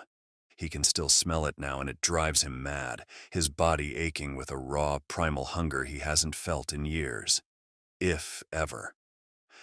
All he can think about is the little human, how close he'd come to losing control with her, how badly he'd wanted to feel her. He exhales sharply, trying to push it away, but how she looked standing before him, wide-eyed and flustered, her face flushed a delightful pink, and that shy, nervous expression as she cast her eyes down, chastised. She'd been embarrassed. But before that, he shouldn't even be thinking about it. But it's impossible not to. Not when the image of her is burned into his mind. The way she smelled. The way her body had looked under that thin nightgown. Reese groans, and couldn't she tell it left every curve of her body exposed? So soft, so damn feminine? He squeezes his eyes shut, but it's no use. He can still see the lines of her, the full swell of her breast, the gentle dip of her waist, the roundness of her hips. Heat burns low in his gut. He knows damn well he can't touch her. Not like that. Unfortunately, he can remember, and he does. Those long lashes fluttering against her flushed cheeks, the little breathless sound she'd made as she parted her lips, leaning in closer, practically begging to be kissed. His fingers twitch at the thought, at the tortuous possibility. Jane wanted him. That much was obvious now. What would she have done if he'd claimed her mouth, if he'd allowed himself to touch? He imagines his hands on her, trailing down that waist, gripping those damning hips and pulling her close. How far would that pretty blush of hers spread if he touched her like that? How breathless could he make her if he kissed the soft skin of her neck, if he dragged his teeth along her throat, her pulse racing under his lips? He shifts in bed, but the tension only builds, and now he's wondering how she'd taste, how she'd feel beneath him, her skin flushed and damp with sweat, her voice thick with pleasure. How good would she smell if he wrung every ounce of pleasure from her, if he made her come undone, her body shaking with release, her breath ragged, calling out his name. Cursing under his breath, Reese forces himself to his feet. His bare feet hit the cold floor as he strides toward the bathroom. The moment the water hits him, ice cold, he grits his teeth, letting the shock of it drive away the heat coursing through his body. He cannot let this continue with Jane. He's going out of his mind, driven by the scent of her, but she's human, fragile, and no matter how much his body craves hers, no matter how much he wants to take her, she's vulnerable, innocent. She's off limits. 21. Jane. Jane barely sees Reese the following month. The man leaves almost as soon the weather clears, leaving her with intrusive, lingering thoughts and 2 children left with only Jane to cling to, in the absence of their father. All things considered, though, both of them are doing well. As the day passes, they slowly open up to Jane, sharing thoughts, dreams, and hope with their new nanny, though both children refuse that she accompany them during their long afternoon trips in the woods. But Reese had warned her about this and assured her it was all fine for the children to roam the woods alone, only telling her to fetch Bill if they weren't back by nightfall. Reese. Jane is left to say the name in the confines of her mind alone during the day. At night, she dreams of him, of his lips against her skin, and his voice murmuring things against the shell of her ear she cannot quite remember upon waking, but which leaves her body aching. She catches a glimpse of him in passing, or, more likely, in the portrait gallery she's discovered, filled with paintings of Hawthorne family members going back generation. Unlike everyone else, Reese hasn't 1 but 2 portraits of himself hanging there. One where he smiles, bright and full of life, and the other where he scowls, cold and domineering. Jane had asked Ms. Teal once in the first week of his absence, when she thought he'd be back. She'd only been met with an evasive answer that implied Mr. Hawthorne had better things to do than entertain her, and a knowing glance that all but yelled at Jane not to go there. It was for the best, though. It really was. Reese staying away meant keeping him safe from the ghost of his wife. That's what Jane would tell herself, except then Sophie would ask about him. Or Marcus' eyes would brighten at the mention of him, and her frustration with his absence would return full force. While the children roamed the woods, Jane would spend time helping Uncle Bill around the grounds, often sharing her concern about Reese's absence and its toll on the children. Bill, too, seemed troubled, though he always defended that it was hard for Reese to come home now, with the mistress gone. Jane hadn't seen her ghost since Reese had left, but it haunted her still, almost as much as the man did. She couldn't help but wonder about her, what she'd been like when she'd still been alive. She cautiously asked Bill what had happened to her, once, but he grew evasive, pursing his lips thoughtfully. "You wouldn't understand, Jane. It's hard to explain to a—" He'd paused, careful. "You know, near the end, she wasn't really herself anymore. Not even her children could reach her. She'd kept to her room and stared into space, didn't eat, didn't talk to anyone but the master. It took a toll on him. He did all he could for her, but what was she like before? She'd asked, throat feeling tight. Joyful and full of life. Strong. A force of nature not unlike Miss Sophie. When she wanted something, you could be sure she'd get it. Bill had replied with a fond smile. Everyone loved Eliza very much. No one more than Mr. Hawthorne, I'm sure. She'd murmured thoughtlessly. Bill grew solemn as he'd concluded. The master adored her. Adored her, Jane thought, her heart tightening for Reese and the children. They all adored her, and unknown to them she was still there, though not really herself, just like she hadn't been before death, stuck in silent despair. 22. Reese. Reese sits in his office, sunlight filtering through the windows, hinting at the nearing arrival of spring, but the warmth feels distant, barely reaching him. It's his first real day back after months of keeping away, and though he's home, the familiar heaviness already settled in. But he's been away too long and his children have grown. Sophie more confident, Marcus more childlike. Jane's presence has brought a lightness to them both, something he couldn't provide. And now Reese can't help but wonder if it's time for them to leave this house. The isolation here weighs them all down. Perhaps it's time to move on from this house. But if they were to live among the pack, Jane wouldn't be able to stay. The thought of the small human lingers, tugging at his mind. He wonders what she thinks of his absence. That he's a terrible father, surely. He's been away for so long, and Jane doesn't even know he's an alpha, has no idea what keeps him away, which makes it all the worse. He's seen her with the children, ever present and patient. He'd like her opinion about the potential move, which is why he's asked Ms. Teal to fetch her for him, to know what she thinks about taking the children away from here, in the near future. But as Reese sits there, something shifts in the room, a cold weight settling on his shoulders. The familiar sense of dread wraps around him tight and unrelenting. The optimism he felt just moments ago starts to waver. A voice, low and insidious, whispers in his mind, making his thoughts cloud. This is the children's home. It murmurs, creeping through his consciousness. They wouldn't fare well away from it. And neither would you. You belong here. His grip tightens around the arms of his chair, his knuckles going white as the cold intensifies, seeping into his bones. The house. It is their home. They grew up here. How could he take the children away from this? From their mother? A sharp pain blooms behind his eyes, his mind swirling with guilt and doubt. Eliza's memory suffocating. It's wrong. All wrong. He's failed her. He always fails everyone he loves, leaving them all to die in his stead. A soft knock interrupts his spiral and Jane steps in covered in flour, her cheeks flushed and hair a bit wild, and the sight of her, so full of life, eases the tightness in his chest. "I apologize, sir," she says, her voice light and amused. "The children are preparing a tea party for you. There's been plenty of baking going on." Reese wants to smile back, but the pounding in his head grows louder, drowning out his thoughts. Blood rushes in his ears and his chest tightens.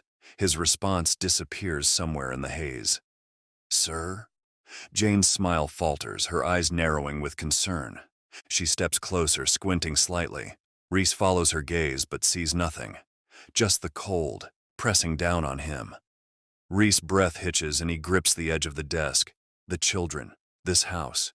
He can't take them away. He can't leave. Eliza is here. She's always here, watching over them, watching over him. How could he have even considered? There's movement beside him, something warm settling on his knee. Then Reese blinks and suddenly Jane is in front of him, touching him, and through her palm, warm and small, the cold seeps away. "Jane?" Reese asks, feeling confused. "I hadn't heard you come in." She smiles a warm, kind smile, and as the sunlight touches her hair, her scent blooms. "You are a breath of fresh air in this stifling house, Jane," Reese observes. A lovely blush spreads across Jane's cheeks, one that makes his wolf purr with satisfaction. Reese clears his throat briefly, making Jane practically jump away. I apologize, sir, she says hurriedly. Her lashes are long and full against her rosy cheeks. Beautiful. Jane, how many times do I have to tell you to call me Reese? Well, it's just that no one else does, sir. Jane looks flustered. Reese chuckles, distracted. Jane is even lovelier than he remembered, and his wolf is craving her.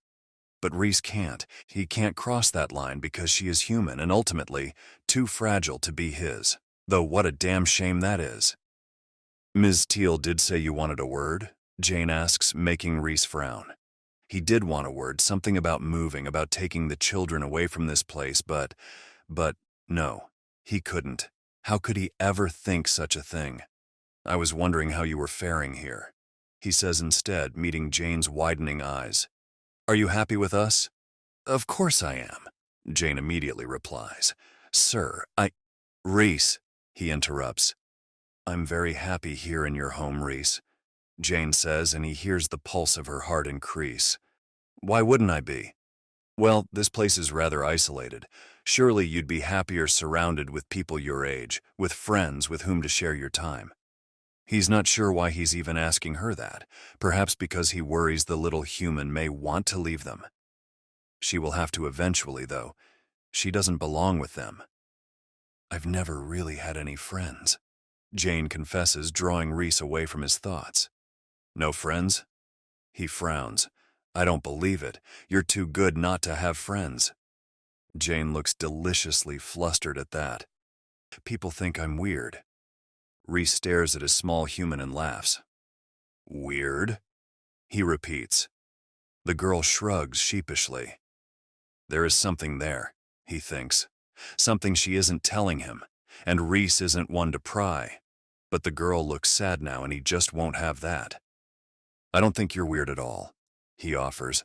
The look Jane gives him is so hopeful it feels like the most fragile, precious thing in the entire world. 23. Jane, the sunlit field is vibrant with the scent of wildflowers. The air is warm and the sky a cloudless blue. Reese is there, reclining on the grass with a rare, peaceful smile playing at his lips, and the children are running around, their laughter light and carefree as they chase butterflies. Come on, Jane, come play with us. Sophie calls, her voice ringing through the air as she spins in circles, her golden curls bouncing.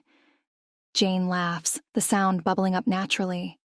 She moves, ready to join them, but a strong hand wraps around her wrist, holding her in place. She turns, startled, to find Reese looking at her. Stay with me, he says, his voice low and playful. Jane feels a flutter of warmth in her chest. But the children, they're fine, he interrupts, gently pulling her to him. She stumbles, landing squarely on his lap. Reese's laugh is a deep, rich sound that vibrates through her. Jane's heart races, flustered by his pleased smile. I'm not sure this is what friends do, she manages, her gaze flitting to his lips, only inches from hers. Reese smiles. But you don't really want to be friends, do you, darling? He teases, voice dangerously smooth. His thumb brushes her lower lip, and Jane shivers, a soft moan escaping her. Her body responds before she can, leaning into his touch, her eyes closing at the pull. Reese's lips on hers are soft and gentle at first, but his kiss quickly deepens, hungrier and more insistent. Jane melts into it, arching toward Reese, pressing closer, craving more. Jane gasps, but then he pulls back slightly, and when she looks at him, his eyes, "You're not Eliza," he says. The warmth fades, the light turning cold. Reese is pale beneath her, his lips bluish, his eyes vacant, staring through her as if she's not there. Jane wakes up with a sharp gasp, her eyes flying open as her body jerks upright. She's in her room, the night soft and dim around her, the remnants of her dream clinging to her mind. But the chill is real. She can feel it crawling over her skin. Cold. Icy. And then she sees it, hovering above her, twisted and inhuman, is the ghost. Its face is contorted, its eyes black and empty, a wide, malevolent grin stretching across its lips. He's mine. The ghost hisses, its voice like a shard of ice, cutting through Jane's terror. He belongs to me. Jane can't move, her body frozen in shock and fear, her mind screaming for her to run, to do something, anything, but she can't. The ghost lunges for her, and Jane shuts her eyes, a scream caught in her throat. The door to her room bursts open, Reese's voice cutting through the darkness. Jane, what's wrong? She feels strong arms pull her from the bed, warm and solid. Open your eyes for me, sweetheart, Reese pleads, his voice full of concern, his hands gently caressing her hair. Shaking, Jane obeys, meeting Reese's worried gaze. Relief washes over her, and she buries her face in his neck, inhaling the comforting scent of him. Are you all right? She whispers, her voice trembling. Me? He asks, sounding confused as his hand strokes her hair, soothing her. I'm not the one who screamed. What happened? Jane clings to him, her heart still racing, but when she glances toward the corner of the room, it is still there, watching her. She knows in that moment that the ghost has to be dealt with. For good. Reese can't stay trapped like this, haunted by something that's no longer alive, and he doesn't belong to a dead woman. Jane might not be much, but she's alive, and she wants him, all of him, for herself. 24. Jane. The car rumbles as Jane drives down the winding roads, gripping the steering wheel. She needs answers. Something to banish Eliza's spirit for good, but she's read every book on the matter in the mansion's library, and she's running out of ideas. With the children safe with Bill and Reese away, Jane seizes the opportunity. The nearest town doesn't have a proper library, so she drives further south, her mind racing. The summer heat slaps her in the face as she steps out of the car, wiping her brow while scanning the streets. It's a modern town, buzzing with life, but unfamiliar. After getting lost and asking for directions, Jane finally finds a chain bookstore, but as she flips through the shelves, her hope fades. Nothing useful for what she needs. She rubs at her temples, frustration rising. What is she going to do? The ghost is becoming more aggressive. Jane feels Eliza's presence everywhere now, even when Reese isn't home. She shudders, worry cloying her gut. A young salesman interrupts her thoughts. Looking for something about ghosts? He asks with a sheepish grin. More like something specialized, Jane mutters. He points vaguely down the street. Try the store at the end of town. Jane heads there, the heat oppressive. The place looks run down, more like a comic shop than anything helpful. With a sigh, she steps inside. Everything changes. The air cools, the harsh lights dim, and the shop stretches out, old and vast. Dusty shelves rise around her, the scent of aged paper thick in the air. The street outside looks darker, narrower, unfamiliar. Confused, Jane steps out and back in again, but the world beyond the door stays bright. Inside, it's as though she stepped into another place entirely. She does this a few more times, stepping in and out. You know, if you keep going at it, you'll end up getting stuck, a voice suddenly says, startling her. Jane jumps, spinning around. In the far end of the room, sprawled lying down on a too small couch, is a young man who's pinning the bridge of his nose tiredly. Are you okay? Jane asks, for the guy makes a sorry sight. His eyes are closed, but his face is twisted into a grimace, the tin of skin a little sickly, and his limbs are altogether too long for the small couch. Fine. He waves a lazy hand in her direction. So go on then, kid. What will it be? Jane blinks. I'm sorry, she says, looking around as if someone's going to pop out to explain what's going on. I'm not sure. Where are we? In my store, obviously. The young man sighs when Jane keeps quiet. Look, if you're not going to be making your wish today, can you just... My wish? Jane parrots, confused. The young man snaps one of his eyes open, a bright green eye that makes him look somewhat feline. If you've found this shop, then you must have a wish. He observes, expression bored. Jane is suddenly overcome with the utmost certainty that this man with messy copper hair may look young, but he's anything but. She doesn't know what he is, but the sight of him makes her uneasy. There's something odd about him, ancient and dark. Are you a ghost? She asks timidly. She's never seen such a human-looking ghost, though. He raises an eyebrow before sagging back in the armchair of the couch. I'm a magician, he says, and I grant wishes to whoever is desperate enough to make one, like you. So, if you have some pressing desire, now's your chance, kid. Jane begins to look around the shop for any hidden camera. Can you do anything about ghosts? She asks, mind swirling with questions. You're very focused on ghosts. The young man grunts. You're being haunted by one? Jane gapes, slightly.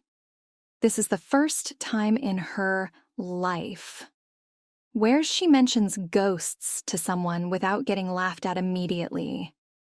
Yes, she exclaims, relief flooding her body. Or, well, not me, exactly. My boss, friend. She corrects. Your boss friend? The magician, or whoever he is, lets out a long, suffering groan, muttering something to himself about not being nearly drunk enough for this. Jane deduces he isn't particularly happy with her presence, and dread settles in. What if this person, the only other one in the world she's ever met who seems to be taking ghosts seriously, refuses to help her? Please, she says, stepping closer into the shop. My friend's in danger, and I don't think I could live with myself if something were to happen to him. The young man snorts. Then make a wish, he says, but I must warn you, if I grant it, I'll be taking whatever it is you love most. Jane frowns. She doesn't know if this is true, but in the case that it is. But the man I'm trying to save, he's what I love most, she confesses, face heating up. It's the first time she's ever said the thought out loud. A small, surprised gasp escapes her. Meanwhile, her host lowers his head below his couch, reaching for something underneath it, which turns out to be a bottle of what is most likely alcohol. If you make your wish, and your boyfriend is what you love most, he says, opening his bottle. He isn't my boyfriend, Jane interrupts, heartbeat picking up as she adds, voice small. But I do love him, very much so. The magician rolls his eyes while taking a long gulp of his drink. Well, he says, if you make a wish and your hopeless crush really is what you love most, then as a consequence for the wish, you'll probably be apart from him forever. Jane's heart twists painfully at the words. Away from Reese? Forever? She cannot bear the thought, cannot even imagine ever being happy again if away from him. The magician takes in her crumbling expression and sighs. Here. He waves his bottle at Jane. Have some, it'll help. What is it? Jane asks curiously. A magical brew which makes all feelings of hopelessness go away. It looks like whiskey, Jane comments. Precisely, the magician smirks. Jane takes a careful look at him. There's a deep-rooted sadness behind his green orbs that's making her feel more lonely than she ever has. Are you sure you're not a ghost? She asks. Pretty sure. He waves his bottle again, and this time Jane does accept to take a small sip. It tastes better than expected. Does it make me selfish if I decide not to make a wish I know could help him? She asks with a sigh. It probably does. If there's a chance to free Reese of Eliza, she should take it. But at the cost of losing him. The thought compels her to take another sip of whiskey because she doesn't know what to do with her hands.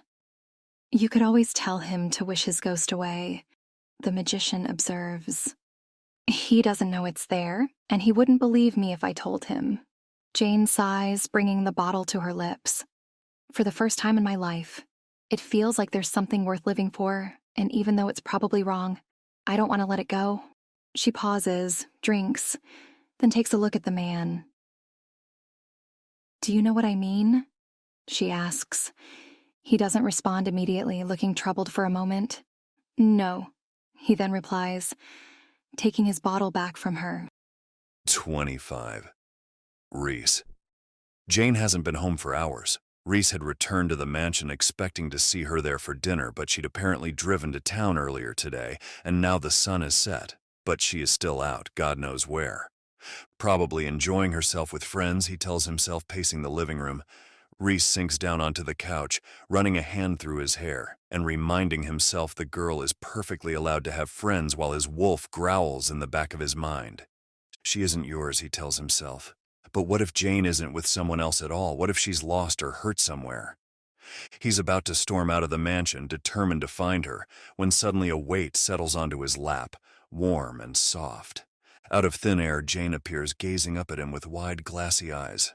"Oh, I'm home," she giggles, her voice bright and carefree as she wraps her arms around his neck. Her scent floods his senses, a mix of sweetness and something heady, tinted with alcohol. Reese stares at her, stunned. "Jane, what happened? Where did you come from?" "I can't believe that teleportation thing worked," she replies cryptically. Then she leans her forehead against his chest and groans. "Met a magician?" she mumbles sleepily. "Might have a solution for the ghost." Reese frowns, confused. "The ghost? What are you talking about?" But then it hits him, her scent, the flush on her cheeks, the slight slur in her words. "Jane," he asks, amused, "have you been drinking?" She tilts her head back, looking up at him with a dazed smile. "Me?" Her giggles bubble up and she hugs him tighter, her body pressing against his in a way that makes his pulse quicken. "Well, perhaps a little. You know, I'd never had alcohol before. I like it. It feels warm and good. Like you. You feel so good, Reese." She concludes with a whine. Reese keeps still, becoming acutely aware of how close she is, her body fitted perfectly against his. Jane's eyes flutter and she gazes up at him, her pupils dilated. "Why is the room spinning?" she wonders, confused. "Because you're drunk, darling," Reese replies, his voice a little more tender than intended. She giggles again, rolling her eyes. "I'm not drunk," she quips, her small hand sliding down his chest. Gritting his teeth, Reese is about to respond when her lips brush against his neck, hot against his skin. "I'm just in a bit of a mood right now, that's all," Jane confesses, purposely grinding her hips down against him. Reese stills hers immediately, suppressing a groan. "Right, time for bed," he hurriedly declares, lifting her into his arms. "To your bed?" She wraps her arms around his neck, a pleased smile on her lips. "No, darling," Reese replies, clenching his jaw because he's picturing her trapped beneath him, her body soft and pliant under his hands, her wet, parted lips moaning his name. He clears his throat. "That wouldn't be a very good idea," he concludes, sounding unbearably strained. Jane doesn't reply, instead snuggling into him with a content sigh. By the time Reese reaches her bedroom, she's already half asleep, her breathing slow and deep. Laying her down on her bed, he can't resist pressing a soft kiss to her forehead as Jane watches him peacefully, her eyes half-lidded but filled with devastating adoration. Reese blames it all on the alcohol. "What did you get up to tonight?" he asks, tenderly brushing a strand of hair from her face. Jane pouts, her eyes fluttering closed. "I was trying to forget," she mumbles plaintively. "Forget what?" Reese asks, his voice barely a whisper. Her answer comes in a soft, slurred confession. "You." She sighs, looking like she's seconds away from being asleep. How in love with you I am. Reese freezes. You're in love with me? He repeats, heart clenching painfully in his chest. Eyes still closed, Jane stretches languidly, completely unaware of how much she's torturing him. And it hurts because you don't feel the same. She whines, her voice growing softer. Meanwhile, Her words trail off, but the image they paint is seared into Reese's mind nonetheless. He leans closer. Meanwhile, he prompts, voice rough. Jane moans softly, her lips curving into a sleepy smile. I think about, how good it would feel if you... Her scent sweetens again, so dizzying it's all Reese can do to keep his hands off of her. But his little human is asleep before she even finishes her sentence, her breathing slow and even once more. He stares at her for a long moment, his chest tight with longing as her words linger in his mind. She'd said she loved him, he thinks, feeling oddly humbled. He doesn't deserve that love. He aims to move, but Jane tightens her hold around his hand and he sighs, heart swelling at the lovely sight she makes. Jane, he murmurs, I don't know what to make of all this. Knowing that you love me, that you would even want me. He pauses, his throat feeling tight. You wouldn't if you knew what I was, if you had any idea of the kind of half-life that would await you if you were to be mine. He brings her small hands to his lips for a gentle kiss.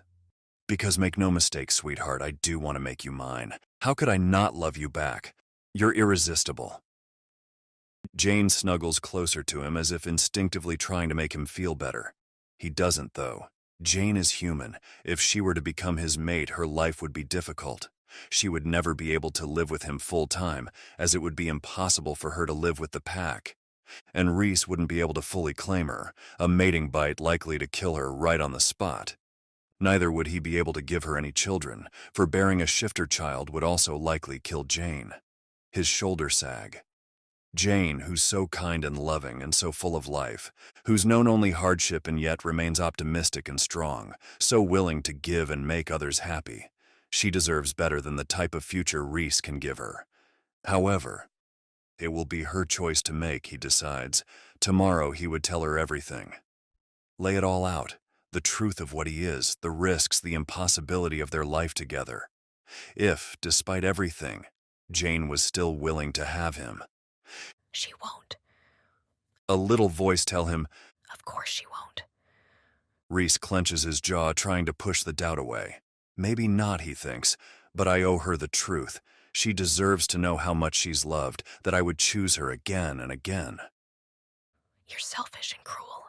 The voice says against the shell of his ear. Reese's breath hitches and he stands, pulling himself away from Jane's bed, but the cold follows him, wrapping around him as he stumbles into the hallway.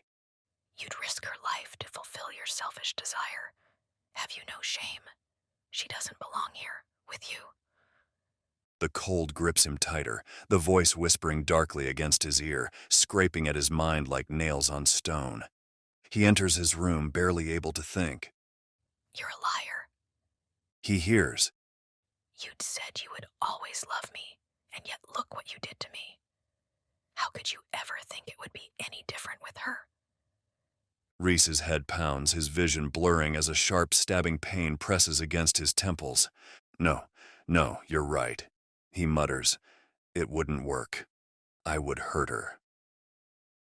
The cold grows deeper, seeping into his bones, freezing him from the inside out.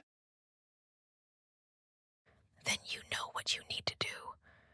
The voice tells him, soft and sickly sweet, wrapping around him like a noose. His hands fly to his head, gripping his skull as if to keep it from splitting apart. Reese feels like he's sinking into icy waters before everything goes black. 26. Jane. The early morning light slices through the curtains, searing her vision.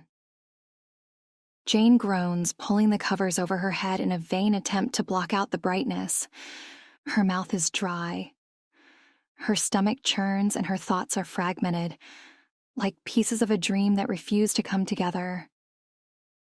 The last thing she can recall is being in the magician's shop. She vaguely remembers talking about the ghost, the strange man offering her whiskey. Never again, she swears. And then a young woman came in. She had strawberry blonde hair, but after that, her memory blurs into an incoherent haze.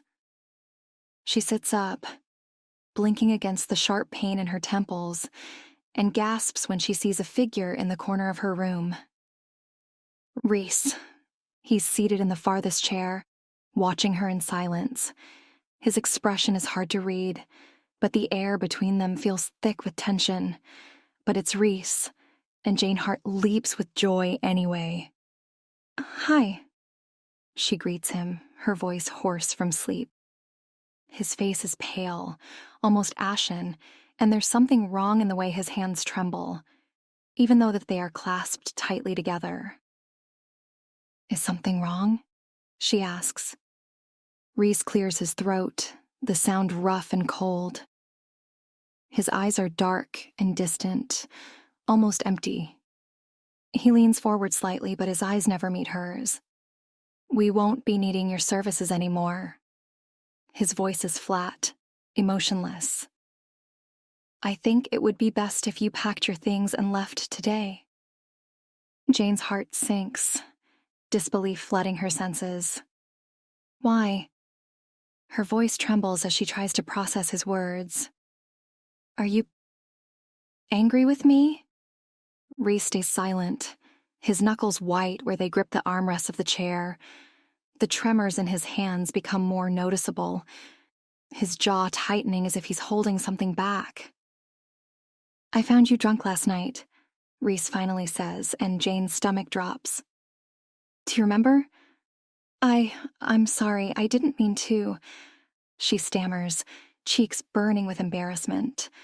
But he cuts her off with a hand movement. "You told me you love me?" His words strike like a hammer. Jane freezes, her heart skipping a beat. She doesn't remember that, doesn't remember saying anything like that, but I didn't mean... She stutters, her voice barely above a whisper, but Reese's gaze is unrelenting. Is it true? His words are harsh, but his voice cracks, almost imperceptibly. Jane searches his face, desperate to find something, anything that tells her what he wants her to say. Her voice falters as her emotions swirl.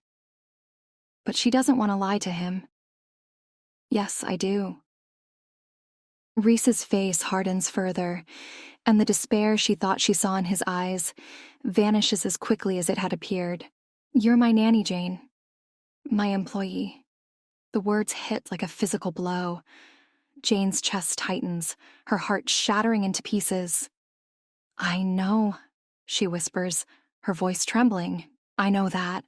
I promise you won't ever hear any more of it." Reese stands abruptly from his chair, his movements agitated, his hands gripping his head as if he's in pain. "It isn't enough," he growls, turning his back to her. "Keeping you here, it's a betrayal." "A betrayal?" Jane repeats, confused. Because of Eliza? At the mention of her name, Reese startles, his shoulders tensing as though he's been struck. "Yes," he finally says through gritted teeth. "Look, Reese, I know how much you loved her. I understand that, and I would never try to take her place." Jane's heart clenches. "But Eliza, she's gone. You need to let her go. Pack your bags, now." His voice is sharp, cutting through her like a knife. Jane flinches at the sudden bark of his order, her tears spilling over. "Reese, please," she begs, her voice breaking. "Let me stay and help with the children. I'm not asking you to love me, just... Please don't send me away." But it barely even looks like Reese can hear her. He turns abruptly and storms out of the room, leaving Jane in stunned silence. "I can't bear to look at you," he says before disappearing, his words so detached he sounds like an entirely different person. Jane remains sitting there, the crushing weight of his words settling in. her chest heaving with silent sobs. 27. Jane. Jane sprints out of the house, her heart pounding, tears streaming down her face. She wipes them away furiously, forcing herself to focus. There's no time to break down. Not now. She needs to act. Thankfully, she finds just who she's looking for outside his house, tending to some firewood. The moment he spots her, his eyes widen in concern. "Uncle Bill," she gasps, breathless. "Can I borrow your car?" The man blinks, surprised by the urgency in her voice. "Jane, what's going on?" His voice is thick with worry as he takes in her tear-streaked face. Jane hastily wipes her cheeks, trying to compose herself. "Nothing." She lies, her voice trembling. "I just need to go to town for a bit." Bill steps closer. "But Jane," he says gently, "you've been crying." Her lips quiver despite her best efforts. Her throat feels tight, and her chest burns from holding back the sobs threatening to break free. Bill's expression hardens. "What did he do?" he asks, his voice low and protective. "Did he hurt you?" Jane knows who he's talking about, and the thought of him makes her stomach twists, but she shakes her head.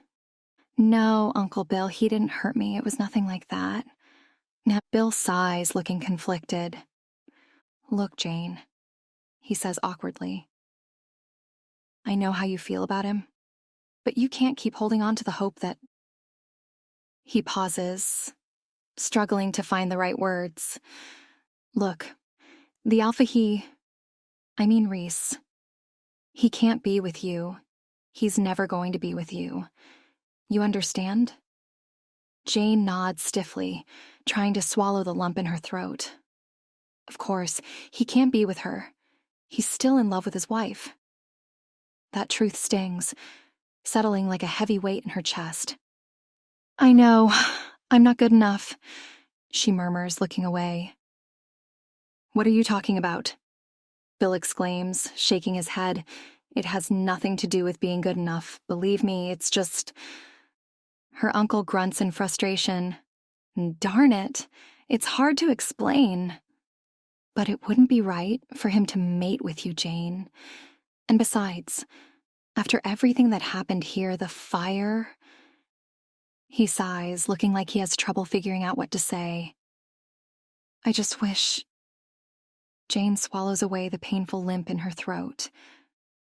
"I wish I could help him." "Oh, honey," Bill murmurs, looking sad.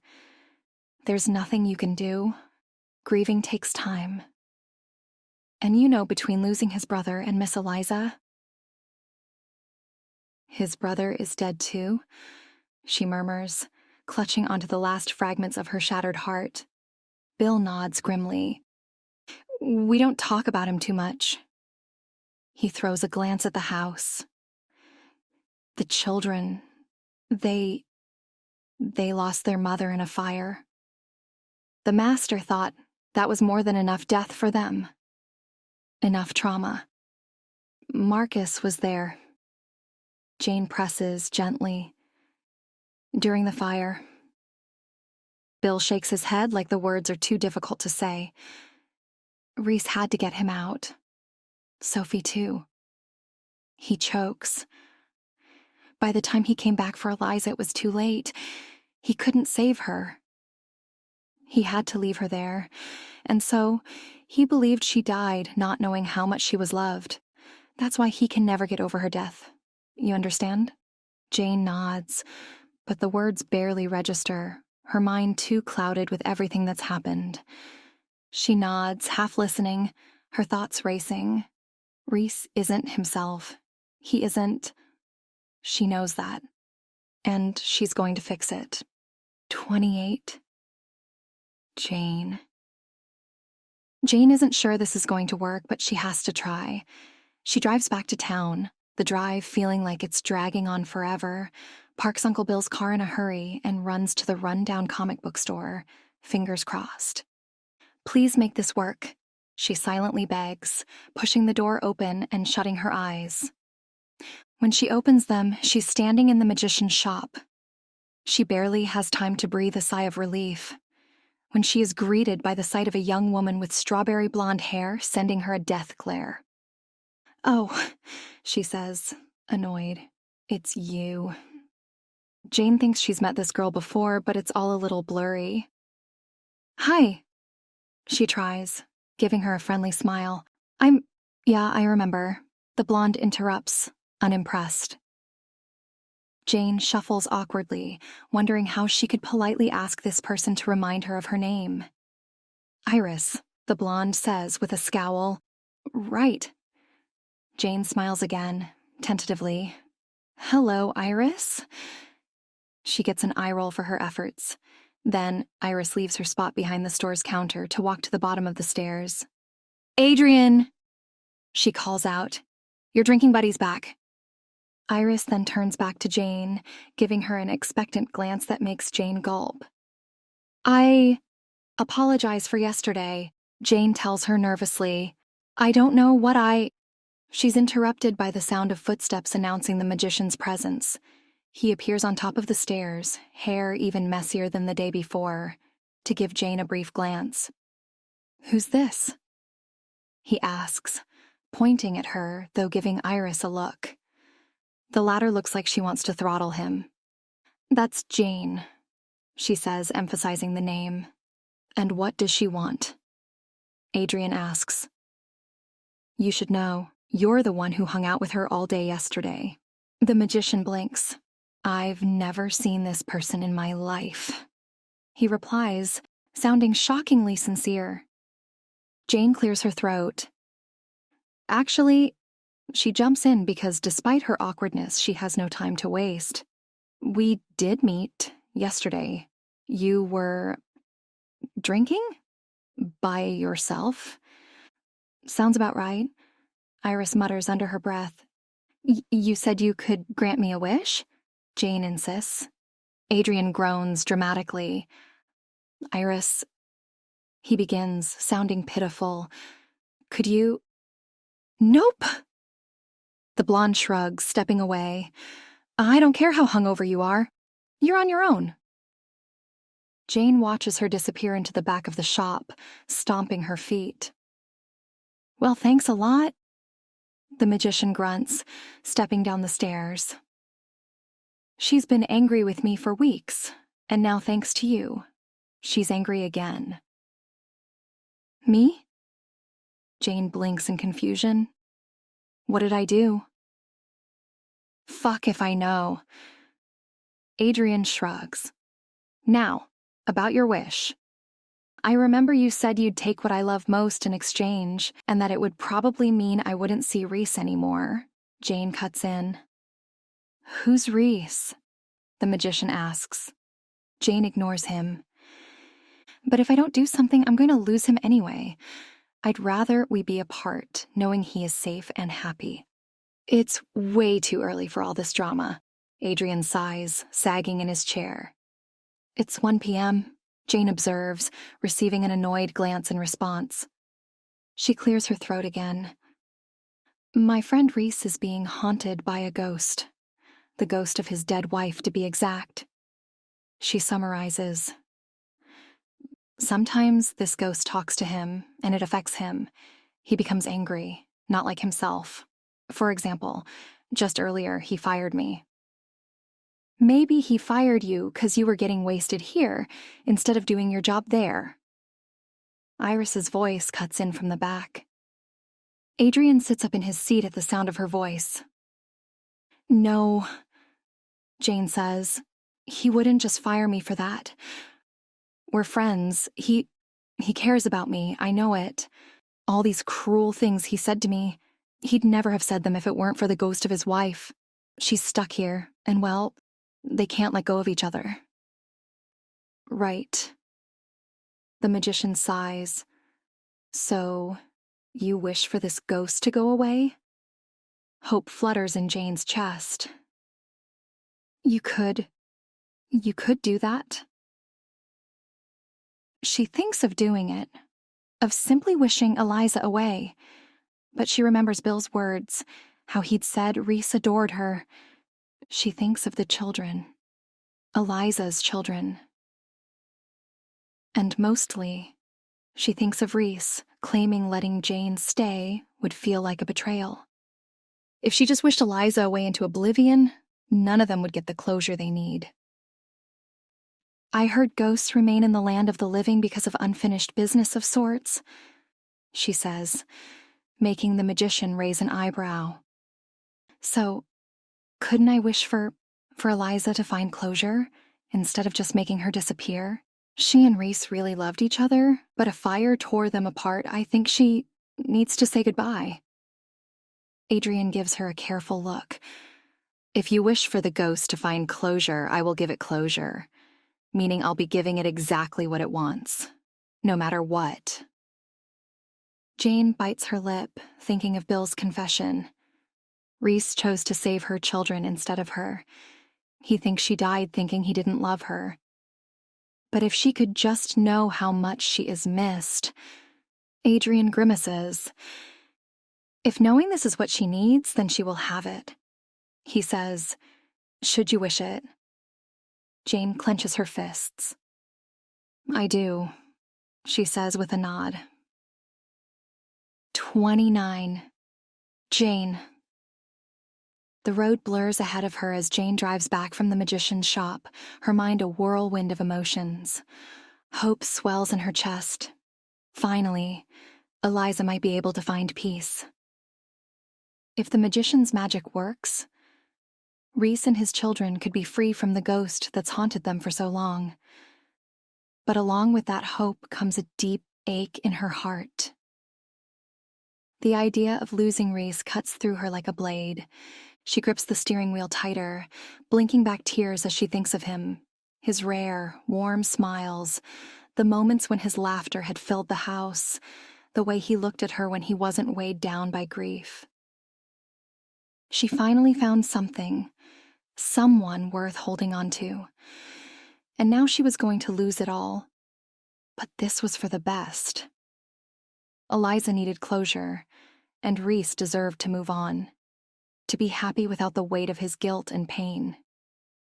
He needed to be free of the ghost that clung to him, that poisoned his mind and heart.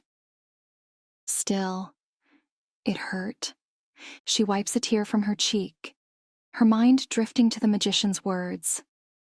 Once Eliza found her peace, he would take what Jane loved most. Her hands tremble on the wheel.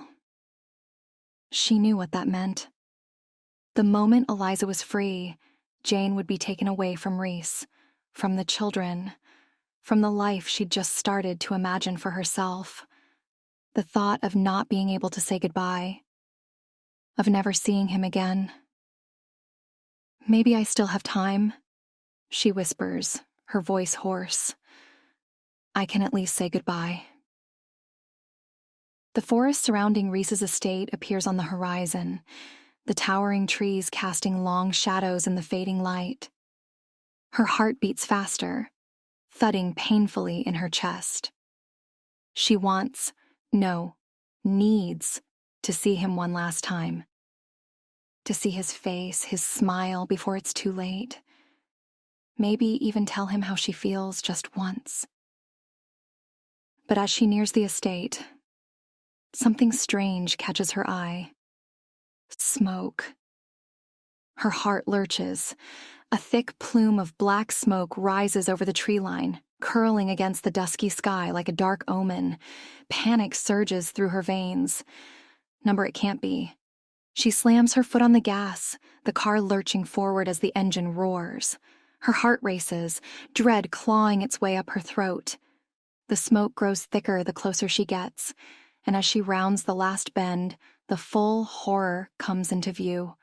The house, Reese's home, is engulfed in flames. 30. Reese. Reese blinks, his vision hazy and unfocused, the world around him blurring in and out of existence. Everything feels distant and surreal, like he's trapped in a dream. His mind is slow and sluggish, as if his thoughts are stuck in molasses, barely moving. The heat presses down on him, suffocating him, and his lungs burn with every breath, smoke filling them as he coughs weakly. He's so tired, so heavy, he can't move.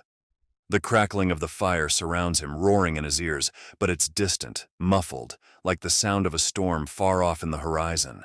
He tries to lift his arm, but it feels like lead, useless and limp at his side. His body refuses to respond, his limbs too heavy to lift. We can be together forever now.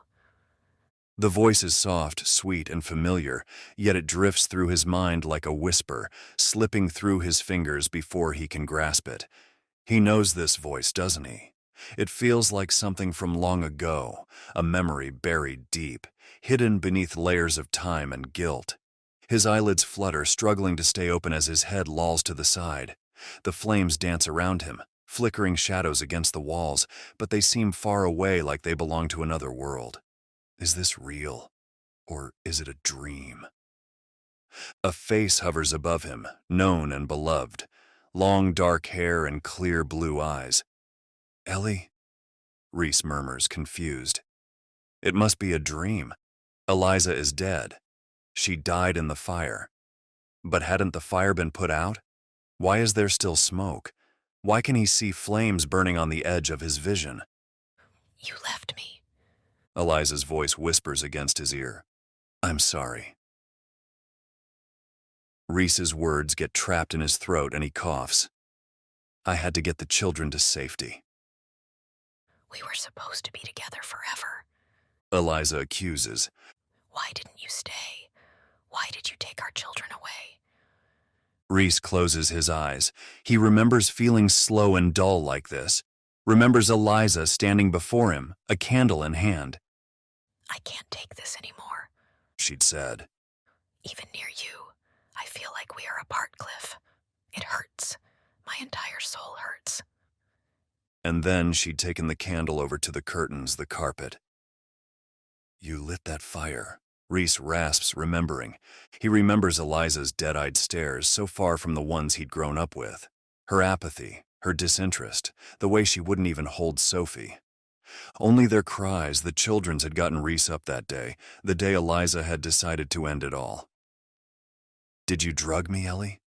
He asks, perhaps to Eliza, perhaps to the void. Is she even here? But then a voice, distorted, spectral, echoes, Stop calling me that. It cries, plaintive and sorrowful. You never call me Ellie. Reese calls me Ellie, not you.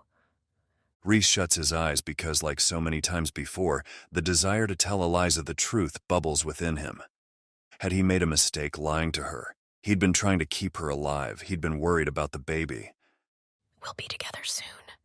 Eliza repeats. 31. Jane. Jane screams, her voice cracking as she pulls the car to a screeching halt. She throws open the car door and stumbles out, her eyes wide with disbelief. The fire rages, consuming the grand mansion in a blaze of orange and red. The flames lick hungrily at the walls, black smoke billowing into the sky. For a moment, her body goes numb. This can't be real. But the crackling roar of the fire is deafening, and the acrid scent of smoke fills her lungs, snapping her out of her daze. Her heart pounds wildly, panic clawing at her chest. She doesn't even think. Her legs move on their own as she races toward the burning house, her breath coming in ragged gasps. "Reese!" she screams, her voice hoarse. "Marcus! Sophie!" No answer. Just the roar of the flames, consuming everything in their path. "Please," she sobs, stumbling forward. She has to find them. She has to save them. She races around the side of the house where the fire hasn't spread as violently yet, but the smoke is thick, choking her lungs. She coughs, her throat raw as she pushes forward. Through the haze, she catches a glimpse of movement. A figure, hunched over near the edge of the woods. "Reese!" she calls, her voice breaking. But as she gets closer, the figure turns, and her heart shatters. Standing alone, tears streaming down his soot-streaked face, his small body trembling, is Marcus. Marcus! Jane rushes to him, grabbing his shoulders, her voice shaking. Where's your father? Where's Sophie? Marcus sniffles, his voice barely audible. Sophie. Sophie left with Uncle Bill and Miss Teal earlier. But... The boy shrugs helplessly. Jane's blood runs cold. Reese is still in the house. No, she whispers, her stomach twisting in terror. She looks back at the inferno, the flames raging higher, devouring everything in sight. Without thinking, she starts toward the house again, but Marcus grabs her arm, his grip surprisingly strong for such a small child. Don't go, he pleads, his voice a broken whisper. Tears stream down her face as she turns to him, her heart breaking. She crouches down, pulling Marcus into her arms. Then, he speaks again. She told me if I helped her light another fire, then she'd leave, he whispers, making Jane freeze. I didn't want to. He pursues, voice cracking. I didn't want to, but she kept asking, and she sounded so sad. I just wanted it to stop. Bile lurches in Jane's throat. She's been such a fool. All this time she'd been so focused on Reese that she'd failed to worry about Eliza trying to influence anybody else in the house. It's not your fault, she whispers assuredly. I know you didn't want to. Mom says she just wants to be with him again. Marcus tells her, gripping her arm. She says they're fated mates, that they can't be apart.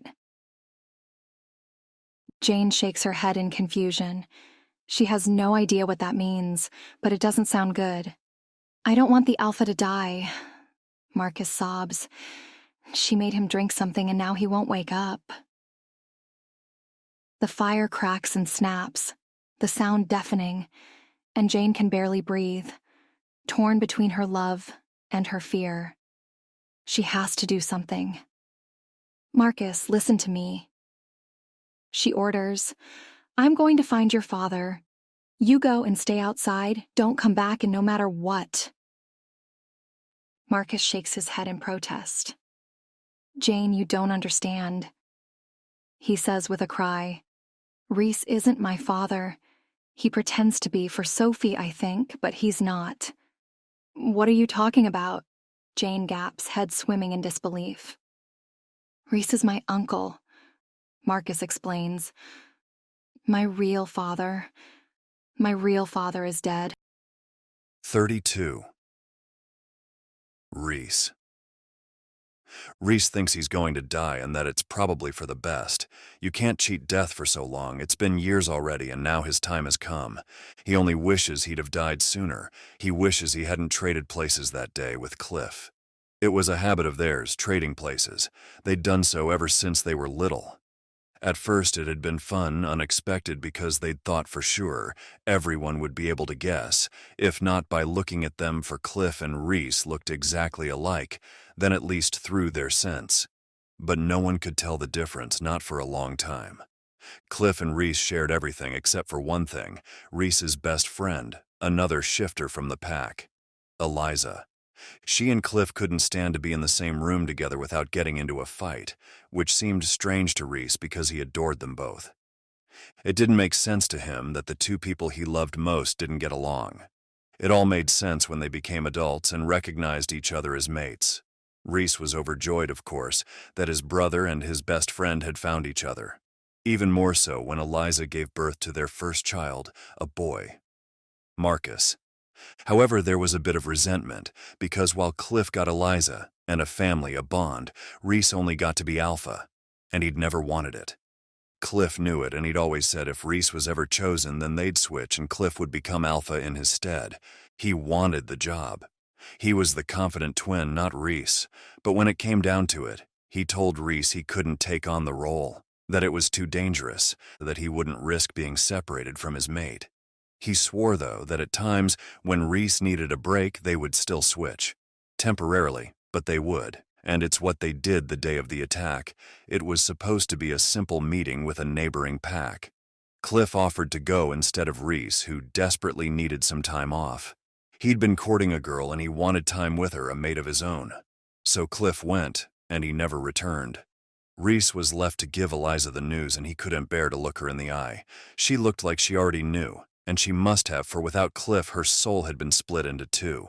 She was haggard when she found her. She barely looked human at all. When her eyes met his, though, she smiled briefly, asking Reese to come closer. And then she kissed him and called him Cliff, and that is how long years of horrified silence began. Eliza was pregnant at the time, and the healers were worried she wouldn't make it, that she'd lose the baby or worse, die along with it. The only times when a bit of color would return to her cheeks was when Reese came by, and she'd make him pretend, act like his dead brother. And so Reese did, until he wasn't even sure Eliza was really pretending anymore. Sophie was born, and 2 years passed, though Eliza never got better. And then one night, he woke up to a house in flames, the children screaming for him. Now the house is burning again, but Reese knows his children are safe. He made Ellie swear she wouldn't take them, in return for him paying his debt. If she wants him dead for having his brother killed in his stead, then so be it. Reese just wished he could have seen his small human one last time. 33. Jane. Jane races through the flames, her lungs burning. Every step feels like it's dragging her deeper into the fire, the heat searing her skin and sweat dripping down her back. The house is crumbling around her, beams collapsing, walls falling away. But she keeps going. Marcus's words echo in her mind. She pushes through the thick smoke, her vision blurry, her throat raw from the fumes. She has to get to him. She has to save him. The stairs ahead are in ruins, wood and debris blocking the path, flames licking at the edges of what's left. Reese. Her voice cracks, barely audible over the roaring fire. She coughs, her body trembling from the effort. Is that what her wish amounted to? To Eliza finding closure through the flames? Through killing Reese? Through the inferno, a massive shadow moves. Jane freezes, her breath catching in her throat. An enormous wolf, larger than any she's ever seen, emerges from the flames, its eyes gleaming in the flickering light. It stops in front of her, its gaze fixed on her with an intensity that makes her heart stutter. There's something familiar about it, something she can't quite place, but it doesn't matter. She has no other choice. Jane doesn't hesitate. She scrambles onto the wolf's back, clinging to its fur as it leaps forward, effortlessly clearing the debris blocking the staircase. Her grip tightens as the wolf bounds up the crumbling stairs, each jump sending her heart racing. They reach the top in what feels like mere seconds, the tower looming ahead. And then she finds Reese. He is lying unconscious on the ground, his body limp, his skin pale against the flickering light of the fire. But he isn't alone. Standing beside him, its figure glowing in the eerie light, is Eliza's ghost.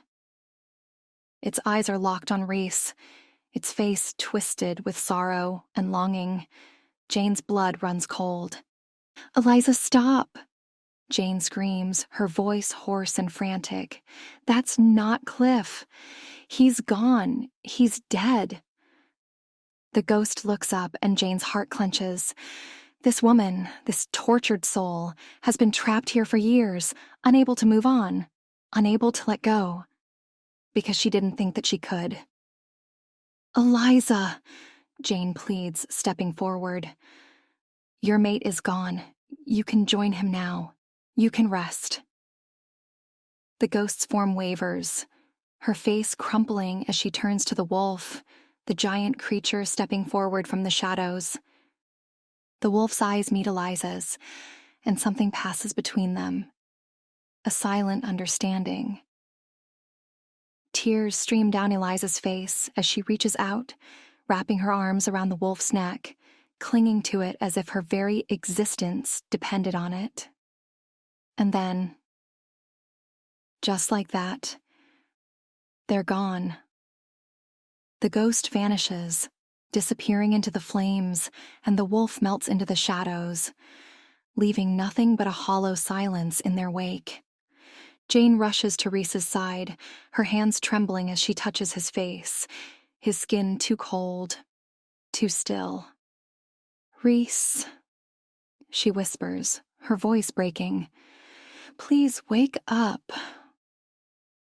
For a moment, nothing happens. The fire crackles around them, the heat oppressive, but Reese doesn't move. "Please," she sobs, her voice barely a whisper. "Don't leave me." And then, slowly, his eyes flutter open. A weak smile tugs at his lips as he looks up at her, his voice soft and strained. "Jane." Relief crashes over her, and she pulls him into her arms, holding him tightly, her heart pounding with a mixture of fear and joy.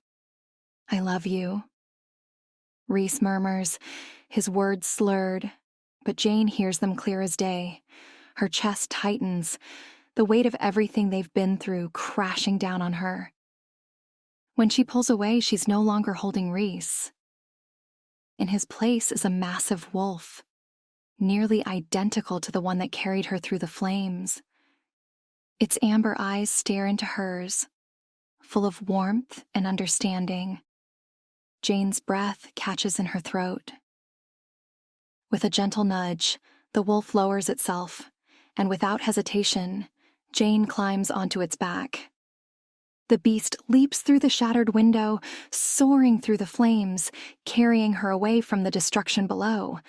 The wind rushes around them, and for the first time in what feels like forever, Jane feels free. 34. Bill. Bill pushes open the door to the comic store, his heart pounding in his chest. He half expects the neon-lit mess Jane had described to be a figment of her imagination. But as he steps inside, the world shifts.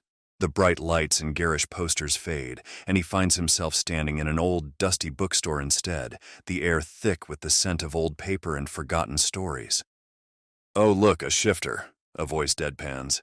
Bill turns to find a young woman with strawberry blonde hair sitting behind a counter, flipping through a magazine with a bored expression. Her eyes don't even lift from the pages as she acknowledges his presence. "You must be Iris," Bill says, clearing his throat, trying to shake off the unnerving shift in atmosphere. The girl shrugs, barely impressed by his deduction. She tosses the magazine aside and swings her legs off the counter. "Suppose I should go find the boss for you." She doesn't wait for a reply before disappearing into the back, leaving Bill to stand awkwardly amidst the dust and silence. Moments later, she returns, followed by a tall man with messy dark hair and an unsettling presence. There's something off about him, something that has Bill's wolf stirring uneasily inside him. The aura around Adrian is thick, almost palpable, and Bill has to swallow down the instinct to turn and leave. But he can't. Not yet. Jane said this man could be trusted, and Bill is desperate. Adrian sits down across from Bill, his sharp eyes studying him. "I suppose you have a wish to make?" he says casually, like they're discussing the weather. "Well, you see, Bill hesitates, trying to keep his voice steady. "I've heard about you from Jane." At the mention of her name, Adrian raises a brow. "If you've come to get her wish annulled, you're wasting your time. I can't undo wishes. Once I take something, it's gone. Until the day I die." Iris pipes in, her tone deadpan. "And he's immortal." Bill shakes his head, feeling the weight of his words before they even leave his mouth. "That's not why I'm here." Adrian looks mildly surprised. "No? Though not sure your wish-granting was very useful," Bill complains. "Eliza's ghost started a fire and—" "Ow! Excuse me," Iris interrupts. "But Adrian here brought the dead brother's spirit back so he could be reunited with the ghost lady. I'd say that was plenty useful." The magician gives her a private smile while his assistant continues to scowl at Bill. The latter, feeling chastised, hesitates. Jane told me that what she lost in exchange for her wish was her ability to see ghosts. Adrian leans back, crossing his arms. It's what she loved most, because it let her help the people she loves, and she was quite desperate to help someone. You're Alpha, I'm guessing? Bill nods slowly, clearing his throat. About that? I know Jane is in love with him, and I know he loves her too. But Jane is human, and being with a shifter is dangerous for her. Her future with them, Reese and the children, is uncertain. Adrian's eyes narrow, his expression hardening. Right. She could get bitten and die, or she could get pregnant and die. Shifters don't really mix well with humans. Bill's stomach clenches with worry, but also with the quiet rage that's been simmering inside him for years. She knows the risks, but she won't hear of it. She's determined to stay with Reese and the kids. Adrian raises a brow, his tone sharp. Right, so what is it you wish for, Bill? To keep them apart? The hardness in Adrian's voice makes Bill bristle, but he shakes his head quickly. No, I don't want to keep them apart. I love Jane. I want her to be happy. He pauses, swallowing hard. His voice falters as he begins to confess the secret he's kept hidden for decades. When I was younger, about 30 years ago, I fell in love with a human woman. A married woman.